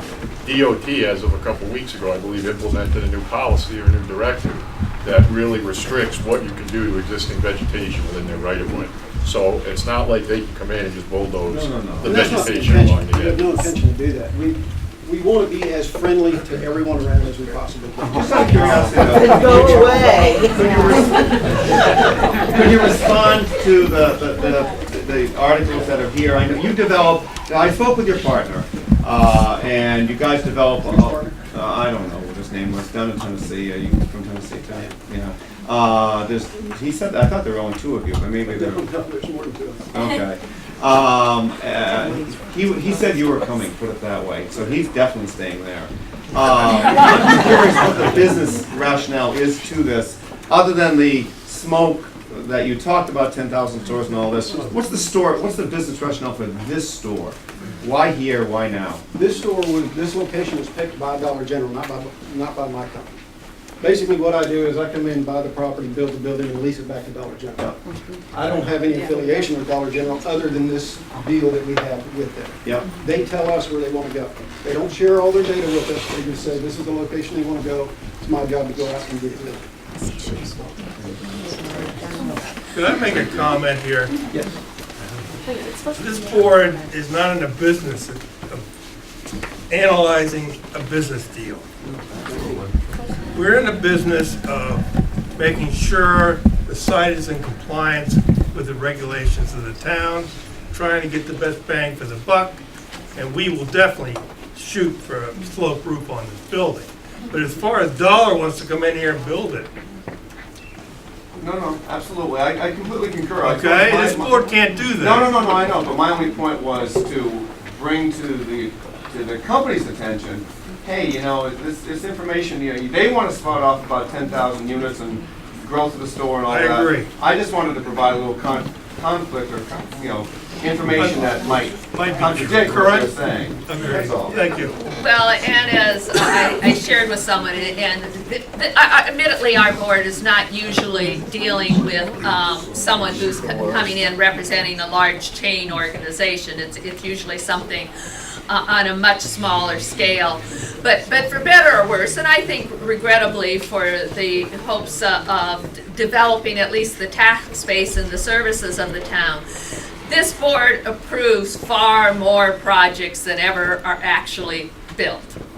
Not everything that meets all the criteria, goes through all the process, winds up getting built. I don't know what it means for this particular project, but in the end, they have to make a business decision. Their financing has to come in place or they don't move forward in the end. But let's see if we can move on to a different topic. So whoever I asked to speak has to speak to a different topic that hasn't been raised yet. And the woman in the back I've been looking at because I want to be here with the sex. Hi, I have several things to actually say. Number one, I just wanted to note that I contacted, while sitting here, the 3 Dollar Generals in New Hampshire. They all have the same operating hours. They all open at 8 a.m. to 10 p.m. The only reason I contacted them was because I wanted to confirm that what I had seen on the Dollar General website of every single one of their stores being open at 8 a.m. to 10 p.m. was correct. So I think it's important to note that. The second, Thank you for bringing that attention because we can specify as far as hours of operation. Yeah. The other thing that I wanted to mention is that I live off of Bear Hill Road. I use the road a minimum of 10 times a day, back and forth. I walk and run the road several times during the week. It is a very dangerous road. It has no sidewalk. I am very concerned about the positioning of not Dollar General, but any retail space in that spot that exits onto Bear Hill Road. I just don't see how there aren't any visibility issues in that spot. There are too many left turns, and I think it's very dangerous. Thank you. Oh, yeah. I just have a question. I think of all the things I worry about this, the traffic's the biggest thing I worry about. So I come home every day and I make a left-hand turn from 110 onto Bear Hill Road. It's a curved road. Cars are coming the other way. I have to stop and make sure I see a car coming because before I know it, if I make a left and I don't see that car coming, it's right on top of you. So if I think about people coming in and out of that entrance, cars coming around that bend, I mean, this is an experience I have every single day of my life. I can't imagine that this isn't going to be a traffic issue. So my question is, if I understood there was a certain limit to the number of cars above which would require a study. So did I hear that there's more cars that would require a study? There's going to be a study. So what is the study, how is that done, and what would the result of that study be? Would it tell you whether you need a signal? No. Because you make it sound like this is low traffic, but I can tell you the people that drive there every day don't think that. It won't meet the warrants for signals. Signals, in order to be installed in Massachusetts, have to meet a warrant. And there's a series of warrants that are developed nationally. State law requires that you meet those warrants. From a traffic volume perspective, there's not enough volume here to warrant the installation of a traffic signal. So what would the study do? We will, a lot of what we've already done, which is looking at the amount of cars that are out there on the roadway today. Some of the next steps we can do is to perform detailed analysis to tell you what are the average delays coming out of there under existing conditions, how's traffic going to grow over the next several years, how is traffic going to operate, you know, over the course of time as it just grows, and then what's the effect of this project. So if you're waiting, you know, 15 seconds to make a left turn today, how much longer would you wait with this project being built? The study would also look at the site distance issues, the questions that have come up with regards to that. Exactly what do you have for site distance exiting these driveways, turning left onto Fairfield Road, etc. So know that, do you meet the standards? So I think the issue is it's hard to see the cars coming. How do you assess that? It's a curve. You actually go out there and measure. If I'm in a car at a certain point, how far can I see, and is that sufficient enough distance to make sure that I can make that movement safely? Yeah, but The problem is you get hired to These make are this all, work for these they're guys, all right? state That's what your job is, right? I said you're hired to make sure you figure out a way so this thing looks good, right? No, I'm a professional engineer. I'm licensed in the state of Massachusetts. I have a professional and ethical obligation to report the facts back. And there's state and national standards that I have to conform to in performing my job. And you know, when I tell you how many cars are coming and going to this site, it's not numbers that I made up. I go to the national standards and I look up this particular land use and figure out, you know, how big it is and how many cars are going to come from it. Very similar with site distance. There are prescribed methodologies that I'm obligated to follow. You know, Bob's a nice guy, but this is not my last project. It's not the last project I'm going to submit with Mass DOT. And in fact, Mass DOT hires me for a lot of their projects as well. So I have to follow these standards. I do peer review for other towns. I have to follow these standards, and I apply the same standard no matter what project I'm working on. And I think you had specified as we started as far as, you know, whether or not this study would be taken to the next level. And I guess I'm turning to the board to ask, I mean, I imagine for the sight lines. I would want it to be complete. Yes. 100%. That's fine. Okay, so let's, for now, we'll wait until we have the results of that traffic study. So I'm not entertaining any more questions. No, like I said, we don't have to settle everything tonight. This is not a settling question, Madam Chairman. Say your question, then I'll see if it. Okay. My name is Lucy St. Pierre, and I live right next door in these condos, right up to Berry Ann Drive on the street. I have a question for this gentleman, but I have a question for you since I don't know. This is an honest question. Sure. Does the planning board receive any stipends at all for being on the planning? Not at all. Thank you. Not a penny. Okay, well, my question would have been, if the answer was yes, then I pay over $4,300 in taxes, and I don't want anybody We're not to going tell- there. No, Okay. I don't want anybody to tell me that my opinion doesn't matter. In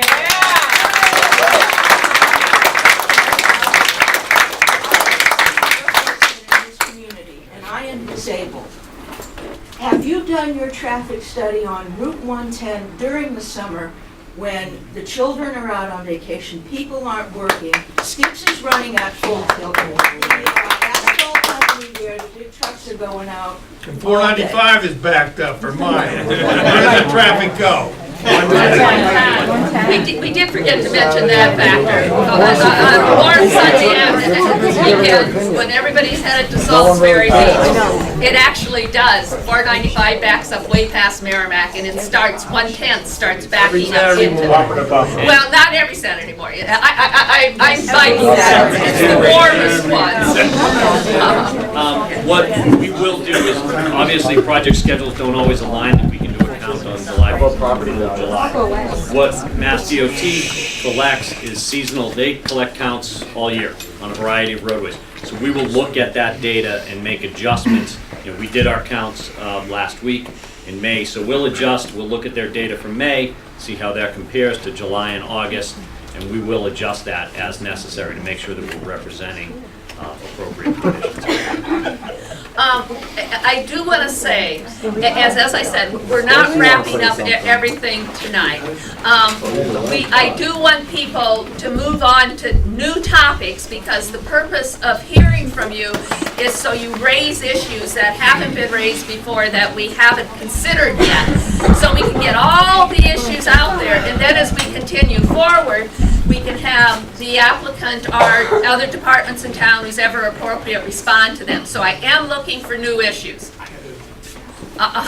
Okay, sir. Hi, my name's Dean Osborne, I live there at work. Been living there for 18 years, and see all the traffic and the accidents. My question to you folks is, right now, that field that we're talking about, in the summer months, is being used as a parking area when Skips has their car shows. And when they have their car shows, okay, in that field, I've seen more than 60 vehicles parked on that grassy field where you want to put the building, okay? So I have a couple of questions. First of all, and I hope the chief of police can hear me. So what happens is when they have these car shows and they run from about Memorial Day weekend right to Columbus Day weekend. Every other weekend they have, it's either a Saturday or a Sunday.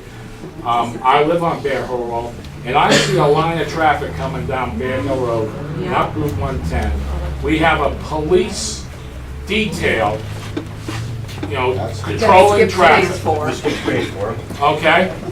So, right now, they're controlling the traffic flow in and out of 110 into Skips. Right. Okay? And by the way, I assume Skips is paying for that. Yes, we are. I don't know. Yes, the answer is yes. So, now we open up this new business, okay? And, oh, by the way, up Bear Hill Road, going towards Spencer Way, the cars are parked right along Bear Hill Road, because everyone, besides parking in the field, parks on the road. They park up Route 110, they park in the post office parking lot, right? And everyone's walking to get to Skips, okay? So, my question to the chief of police would be, Reappearance. okay, is now that you provide a detail at Skips, when Skips has these functions where there are hundreds of cars coming into this thing, is the police also going to have to provide a detail for the entrance and exit of this new store? Because it's right there at that intersection where there's hordes of people walking on the road. For safety's concerned, do you think we should provide a detail there? We could have a possibility of another traffic issue right there, which may require another detail officer. Okay. Whether that cost is borne by Dollar General or Skips, will be decided another time. Okay. Typically on that, on the Skips nights, it really depends on how busy their traffic, or their show is. We typically block off traffic from parking on the corners, but they do park down that road, and it is dangerous. There are people that walk up there, so with sidewalks, I think that should be something, an option that we should have. So my point here is all of that, is that right now that field is being used as a parking lot for this event at Skips. I see lots of cars in it, okay? You put a store in there and you said, how many parking spaces? 37 parking spaces? I can almost promise you 50% of those would be people that aren't customers of Dollar General that are walking through the woods to the Skips thing. Because that's what they do now.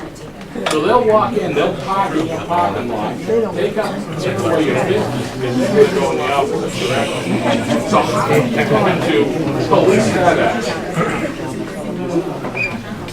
It'll be the manager's responsibility to handle that action. So the manager will get upset and he'll call the local police. And the police will come down and say, get out of my parking spot. It seems a little odd that you're asking questions like that when the police provides the same service for every other business in town. I understand that, but what I'm looking at is impact to town services, okay? And I can see more of an impact to town service. And I just have one last little question. Okay? I see your loading dock. Okay? Bear Hill Road, I know you take count of cars, does a car also mean an 18-wheeler? Coming down that Bear Hill Road at 40 miles an hour, locking his brakes up at the stop sign on the Route 110. Do you count that as a car? We count it as a truck. We actually do separate all heavy vehicles from passenger. So from my personal experience, there's a lot of thundering heavy vehicles coming down to stop on 110 because that's the commuter route between Plastow 125 and over to Route 110. Okay? My concern is you have your loading dock there. Typically, Dollar General stores, how do they run their inventory in? Is it a big 18-wheeler that they come in? Yes. Okay. Now, is that 18-wheeler going to come in through the 110 entrance or through the Bear Hill Road entrance? It's going to come through both. It's going to come in off of 110, exit. It'd be as early as possible Monday mornings, first of the week. Okay, so my concern is now, is you're going to have an 18-wheeler coming up Bear Hill Road, and then thundering down Bear Hill Road is going to be a concrete truck, or it's going to be a gravel one, because we have Brock's paving right down the street from you guys now, within 200 yards. So the problem is now I potentially see, okay, two 18-wheel going in and taking a right. Yeah, I'm afraid this is getting a little bit too speculation as far as the timing of something, when you think of all the hours there are in the day, the minutes there are in the day. I'm just raising concerns about it. Okay, thank you. Thank you. Moving on here, and like I said, new points. Okay, that woman back there, yes. This might be a stupid question, but is this a done deal? Has this company bought that property and that's what's happening and you're just approving what it's gonna look like and, you know, the other It's probably under contract subject to certain conditions. I'm sorry. We'll let them answer as far as. Have you bought this property and this is what's The happening? property is under contract, yes.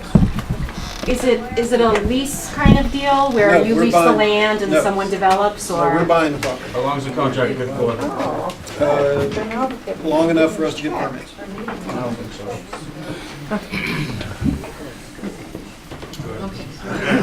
Huh? Okay, guy in the back, Guy in standing the up. back. I live on Lake Attitash. Can you explain to me a little bit better about the runoff that's going to come out of your parking lot, that's going to have salt in the wintertime? And have you studied what it's going to do to affect the lake that we already have weed problems in? And we have other environmental issues. They've answered that already. They didn't tell me how they were going to do it. They said they have a detention pond. Again, what, it's similar to the traffic studies and Yeah. Gary needs to follow. We need to follow specific standards that the state mandates. And one of the things that we have to do is we have to eliminate the total suspended solids that would be contained in the runoff exiting the property. And there are limits and levels that we have to get to.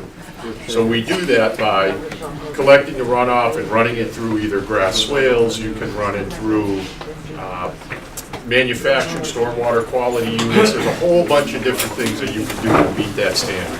What we're doing here is we're going to have most of the runoff run through grass swales where it gets treated naturally. Then it will discharge into those two sediment forebays that I had mentioned where all those particles settle out to the bottom of the basin. The stormwater is then filtered into the actual infiltration basin and infiltrated back into the groundwater as quote-unquote clean runoff under the DEP standards. What about saline though, salt in the wintertime for snow removal? Again, basically you're going to have the same types of runoff exiting the site under existing conditions as you do under proposed. The only difference is, under the existing condition, for the most part, you don't have any treatment on the site right now. It is grass, so you are getting some treatment there, but effectively, it's not 100% treated. And yes, if there are any limitations as to the type of de-icing material, there are non-salt-based de-icing materials that the board saw fit to put as a condition. We've done that on sites in New England a lot. Thank you. Not a problem. Good, thank you. Okay, back over to this side. Just to clarify the question that the woman asked last, so the process has begun, it's under contract. What's next? Is it how does this whole process work? Well, as I said in the introduction, because this is a permitted by right, it doesn't need a special permit to move forward. The zone is specific, this area is specifically zoned for this type of development. So this board has to decide if they approve or do not approve through the site plan review process. If the board approves, it's going to be with quite a number of conditions attached. And then we'll be relying upon our engineer and the building commissioner to make sure that as the site is developed, that those conditions are complied with. And you reject? If we reject, there is a right, if we don't approve, it does with site plan review, as far as it doesn't really stop a project in its tracks. There is recourse from the developer, and there is actually the appeals mechanism is to the ZBA for site plan review, which Josh Jackson was speaking earlier, who chairs the ZBA. We frankly we've never gone through that process as we haven't been doing this for this long, so I can't tell you exactly how it all might work out. Yes. Yeah, my question is, I mean, I think... Sorry. You're next then. No, go ahead, go ahead. The people that live in the area know the area best, and I live right across the street, and I know 24 hours a day, 7 days a week, what the traffic is, what the screeching is, what it is trying to get out of my driveway. I cannot foresee traffic coming one way, another way, in and out, and it's just going to get worse. And these gentlemen were correct in saying two-way traffic in these driveways is going to be, it's going to be a disaster. I just can't see it. There's a bend there. I mean, you may have a low accident rate now, but you're not going to have one once this is built. It's going to be bad. Well, thank you. Frankly, I'm very interested in what the chief of police says as far as what he thinks is the best. Right, and I think that everything is being minimized here because we live there, many of us live right there, and like I said, 24 hours a day, 7 days a week, and we know exactly what is reality. I missed the question. I was talking to somebody else about another issue, so I apologize for that.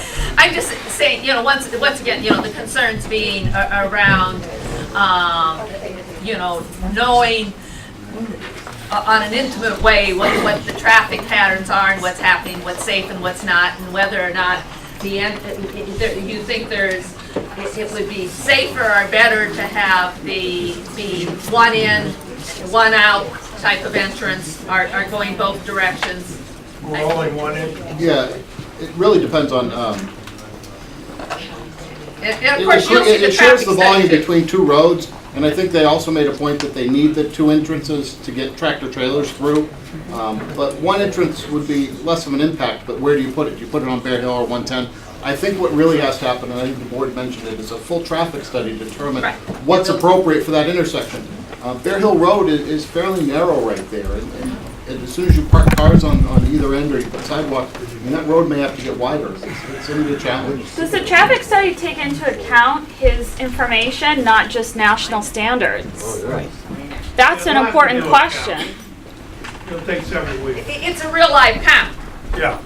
It's not any speculation about what's happening. Somebody actually has the boring job of counting cars. They're saying there's one accident, and Chief is saying there's more than one accident there, so I'm They're asking using will a his data set information be through the Commonwealth included? that may not be as up to date as it could be, but certainly I can provide more data on accidents on that particular intersection and both roadways in that area. Light action indicated. This gentleman first, and then the woman in the back. You, Sandy, brought up the question of architectural design early on in this meeting. And I think you're not the only person in the community that is proud of the beautiful architecture that Merrimac has, and its town square, and the beautiful residential buildings, and a lot of thought has gone in to the architectural design both commercial and residential buildings. What I'm seeing here is an architectural nightmare. It is the cheapest possible brick building designed purely to extract dollars out of. Oh, yeah. If you have any control over what is to happen there, please leave us with a building that we can enjoy after you have taken the money and run.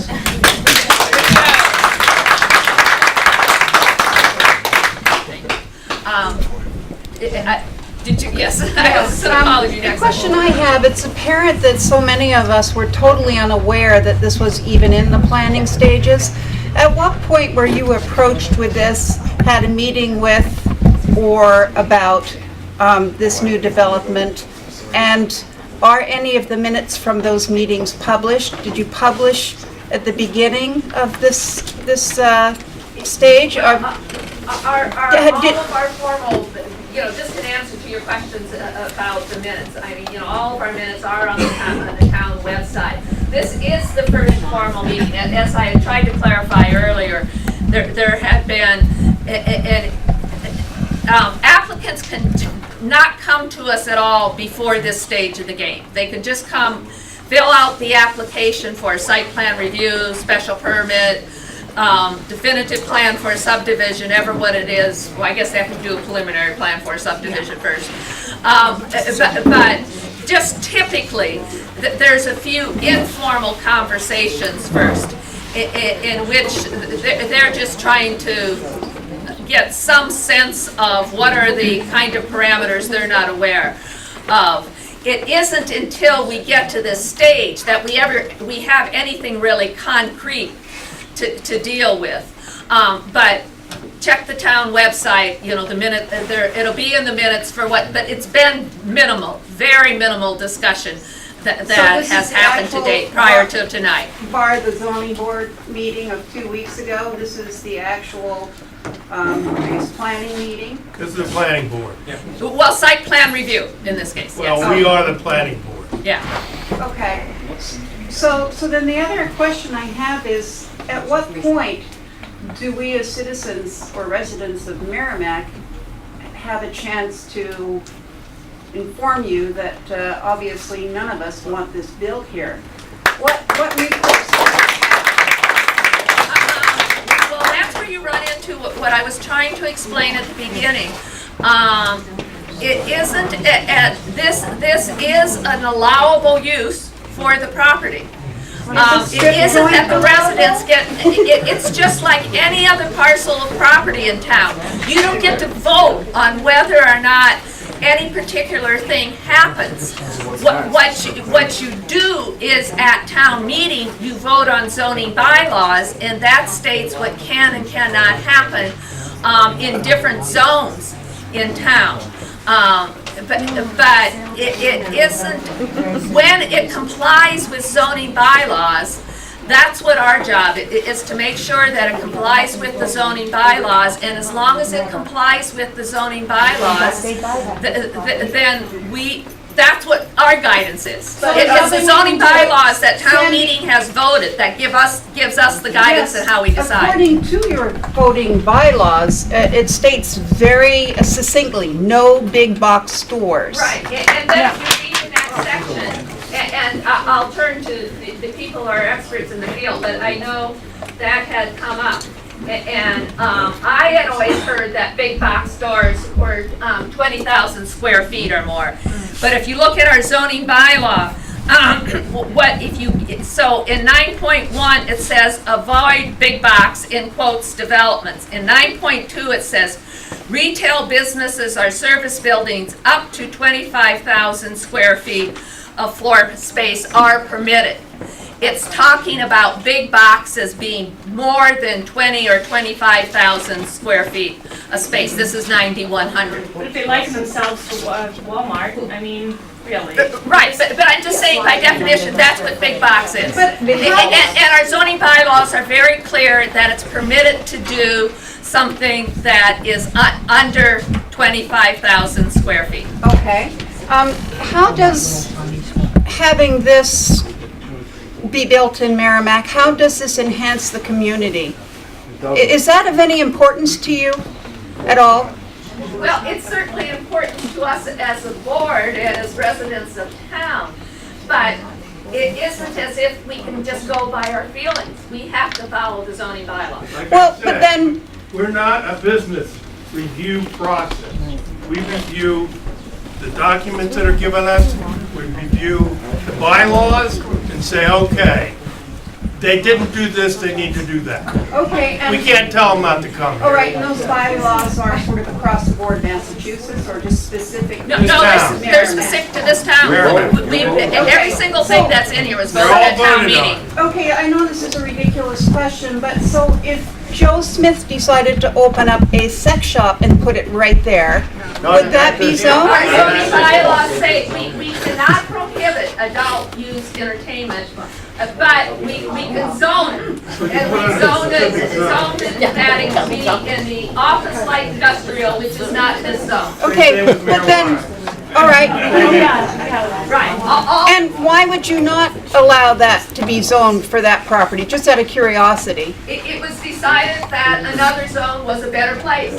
That's really not answering the question, is it? Well, How do you distinguish? you give a shot at How this do you one. distinguish between the two? You folks, when we did the zoning bylaw amendments and changes, when we rewrote zoning, we had public hearings that were scheduled all over the place. We had boards that broke up into small roundtable groups.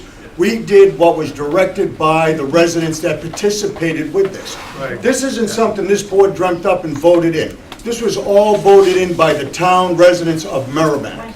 So we are now handcuffed to live and decipher and disseminate and enforce what is given to us. And that's what we're trying to do. If it was voted in by the residents, they can vote it out too. Excuse me? If it was voted in by the residents should then have a voice to be able to vote things You out. guys can make an amendment for the zoning board of appeals Absolutely. and then present it at town Planning meeting. board. Planning board first and then get it on town meeting. Yeah. But right now, we can't do anything about it. But as I also said in the introduction, this area had, since it's been zoned, and you know, there was no zoning back in 1920, but since it's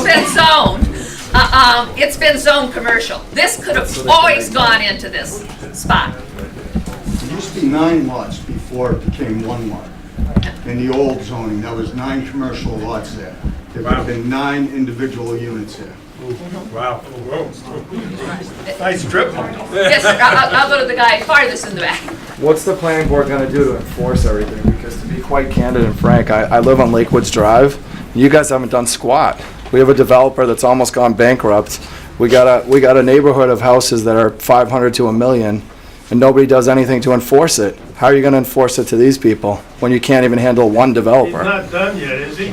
Well, this He's car might gone. take 20 years to get done too. And he still has bonds that are legally enforceable We hold. in place. But he has less in the bond than what needs to be put in.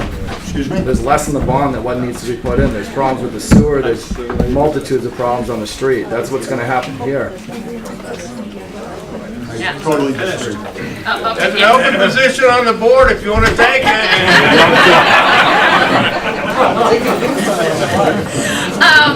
Okay, what time do we have here? 9:30. Oh, okay, I see 2 people still have their hands up. Those are the 2 questions I'm going to entertain. That's it. Sandy, 1 second, can please the abutters speak, because I've been waiting patiently too. I'm sorry. Robbie's in a butter, I'm in a butter, and my husband spoke once, but the other person across the street just spoke too. And I haven't raised my hand because I wanted to hear everybody, but please do not rule it out. I need a chance to speak. Okay, I'll include you. I'll include you Thank you. in Thank you. the 2 that were up. All right.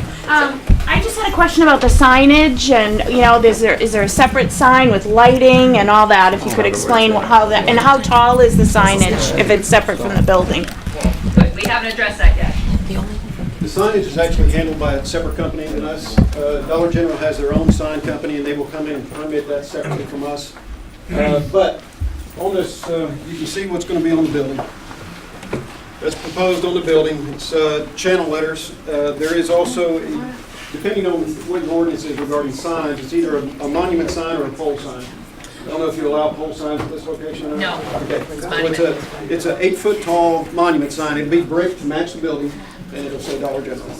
I'm not sure, yeah, I mean, our zoning bylaw is very specific on what, regulates how much size. signage, how much How many size. signs can be on Yeah. the property? And is it lit up all night long, or does it shut down at like neon? No, it is not part of this application. We don't actually make application for the signage. They do have to come to us. Right. The So separate company will you come will, through this process. there's Oh, laws for the yeah. signage, okay. Yeah, yeah, I mean, I got my pencil sharp. Okay.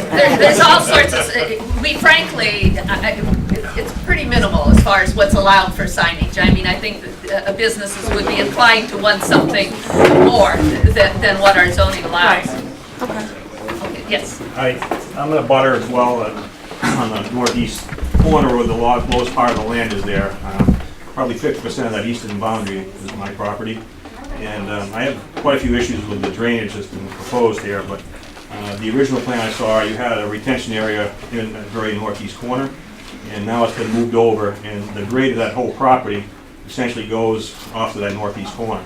I've lived there for a number of years, and I can't tell you how many times it's been flooded out. You can only imagine that with all that pavement, it's going to make my problems worse over there. And I brought a whole bunch of photographs from May of '06 to present to the board to see just what I'm talking about. So if I could do that, have I a mean, you further can certainly discussion. share those with us. I'm sorry? Well, I'll let you respond as far as But what the intent is. that was one question. Okay. The other question is lighting of the parking area. No one's really addressed that. Is that going to be You're a right. 24-hour thing? And again, the sign issue, I had already answered that, but the water issue is my biggest concern, because clearly these photos show that there's a problem there now, and it's only going to get worse. So can I present the photos or no? I mean, we'll take them, as part of, that's under fine. the consideration. Lighting, Yeah, what, you want quickly, to address that first? Relative to lighting, the lights are they're designed to put the light where you want it, which is going to be in the parking area and around the building. The industry standard now is to make sure that you have no light trespass onto abutting properties or onto the abutting right-of-ways. So gone are the days of, retail and commercial locations where you've got high light spillage or halos. The lights are full cutoff fixtures. They're designed, again, to put the light where you want it, which is where pedestrians are going to be using the site, but not in the back of the site. And to address issues relative to 24 hours, it's my understanding, and Bob will correct me if I'm wrong, the lights are shut off, a certain time after the facility closes. Obviously, there's a safety issue there. You want to make sure the employees can get out of the property. But apart for a couple of security lights. One other concern I have is that the stores at this site generally pack everything in plastic, low-density bags, which end up all over the place. And the wind blows out of the west, and guess where it's going to end up? Again, one of the things we did have originally was a fence. I mean, traditionally, people aren't going in open up.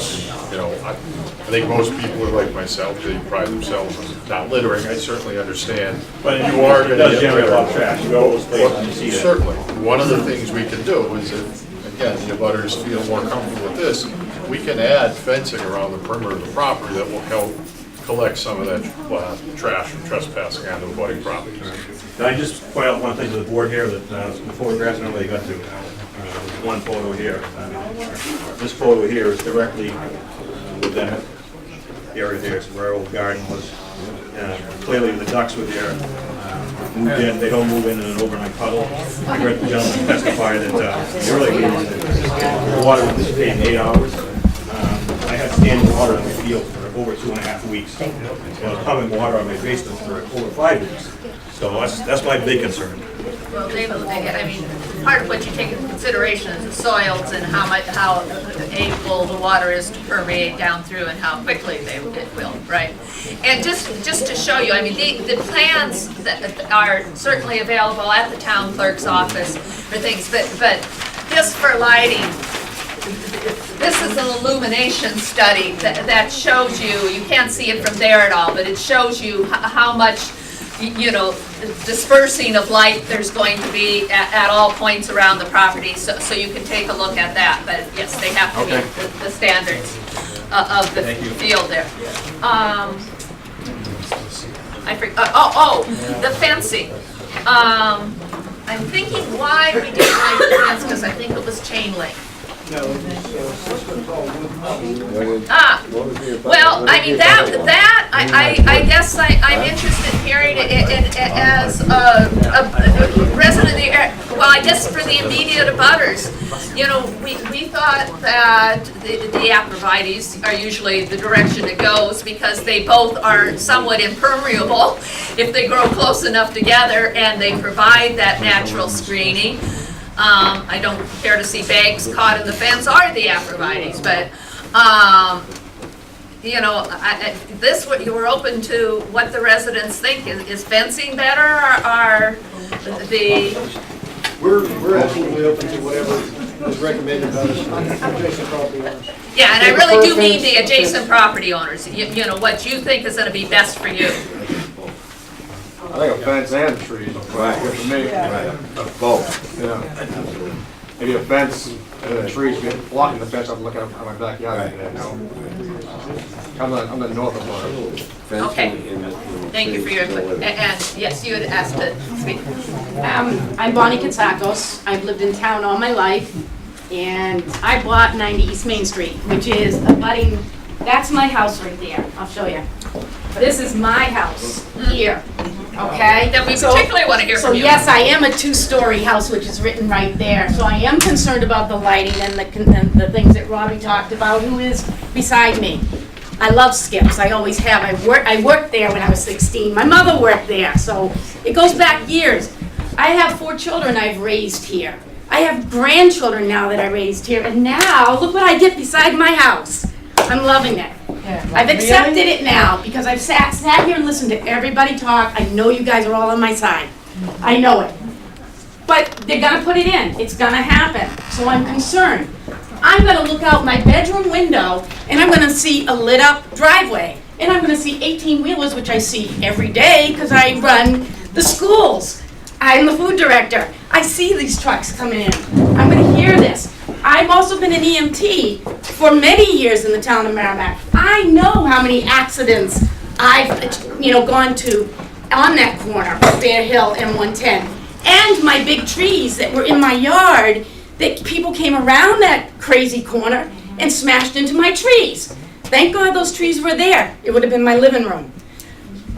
This is going to kill me. I am going to say to you, I guess it was you, because I'm sitting over there, you bought this property. Offer me something. I'll sell you my property. My property is commercial, agricultural, and residential. And trust me, in the 30 years that I've owned my property, I've used it for all 3 of them. It's ideal property. That's why I bought it 30 years ago. We owned land down by the river. I grew up down there. But I bought this because of where it is. It's gonna change. Put a fence up, because God forbid, I don't want people coming, parking in that parking lot, doing whatever they're gonna do at night, and walk in and take a swim in my pool. No way. My hot tub's there, it's open to them. Please put a fence up, put the trees up, make sure the lighting is low enough that it doesn't keep me awake at night. I live on 110, I'm used to the noise, but boy, this is gonna change our lives. Agreed. It's gonna change it.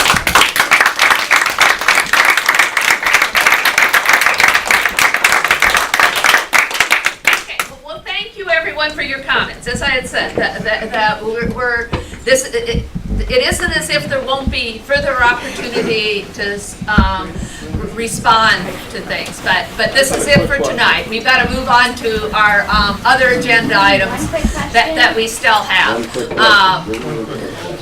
So I just want to know if the board has the authority or can require like a full environmental impact study in addition to the traffic study.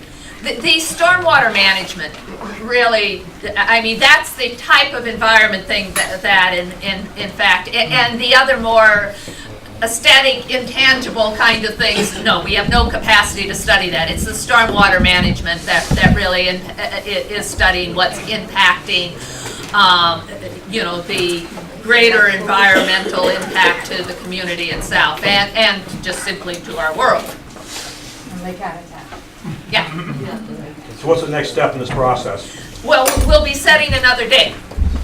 And we've got a couple of studies coming from you, and Dave has to have a chance to, we like, the way the board usually does it is, you know, when we're getting new material from the applicant, then our engineer reviews that, we get that report from the engineer, we get a chance to look at it before we meet again, so we keep things moving along. And the applicant in turn has a copy of that report and either can submit something back in writing or verbally respond at the meeting.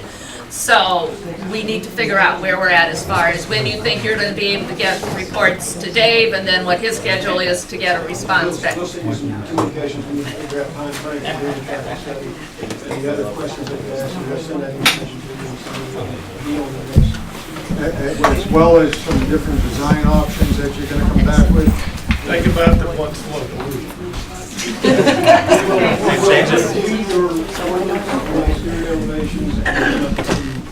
Look at CBS down there. That's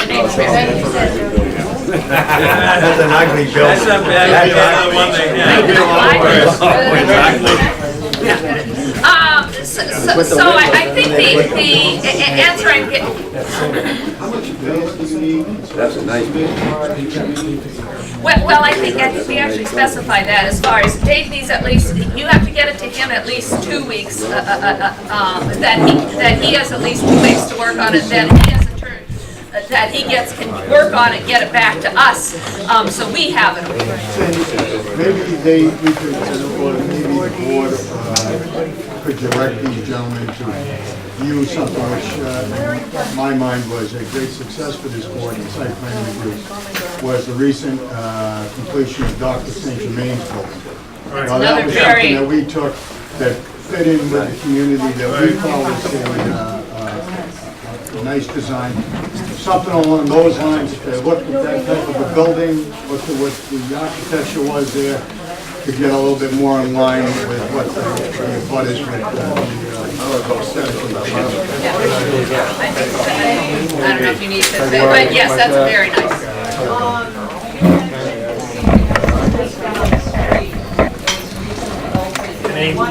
One of the things that I really like about that building is that the lighting is very low. I would like you to consider, I considered if I get the funding to change the lights out here to fit in with the community so that it has lower impact on the residential area that we're in. I really strongly recommend that if it's going to move forward, that it should fit in with the community, because if they do leave, we want to have a nice building left behind that another commercial business may want to go into. We don't want to be left with a windowless brick building. I'm sorry. I want something that's very viable and nice. Like a white building. Laura, a new senior center. We need a replacement floor. Yeah, we're busted out of this. Okay, so I'm not sure if we figured out. I think we're gonna have to figure out here where we're headed for a date. Sounds like we can be ready to resubmit or submit the information to Brad in 2 weeks. You're going to need 2 weeks, and we're going to need 5 weeks from now. Will you need 2 weeks, Dave, do you think? I'll get 10 days, 10 calendar days. I should be able to get it to you folks by Thursday prior to the meeting. Business needs. Right, that's what I say. I mean, so technically it says to week ahead of time. At least I'm satisfied. It's the rest of the board. If we get Dave's response to something Thursday prior to a Tuesday meeting, that's sufficient? Yeah. So that'd be like June 13th. Yeah, I think we're talking about 4 weeks from now then, right? Right, and then we would be meeting on the 18th. Right, so that's why then next for people to look at their calendars and see if in fact we would have, not June.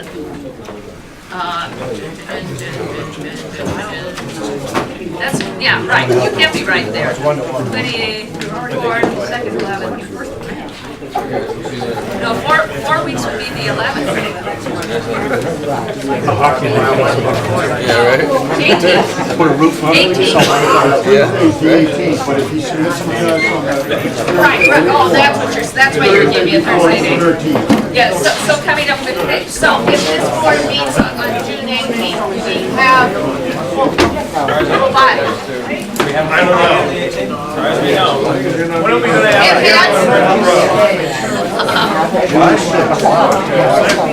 June 6th. Everybody, come to town hall June 6th. You're gonna lose River Road, so keep it in mind. That's big. Everybody has their minds. Okay, so we're shooting for that this will be next being heard on June 18th. I won't 100% promise because something could delay somebody, but it won't be heard before June 18th. That I can promise you. It is posted in town hall. And I won't have any check with you on June 18th. Yeah, there you go. Thank you, everyone.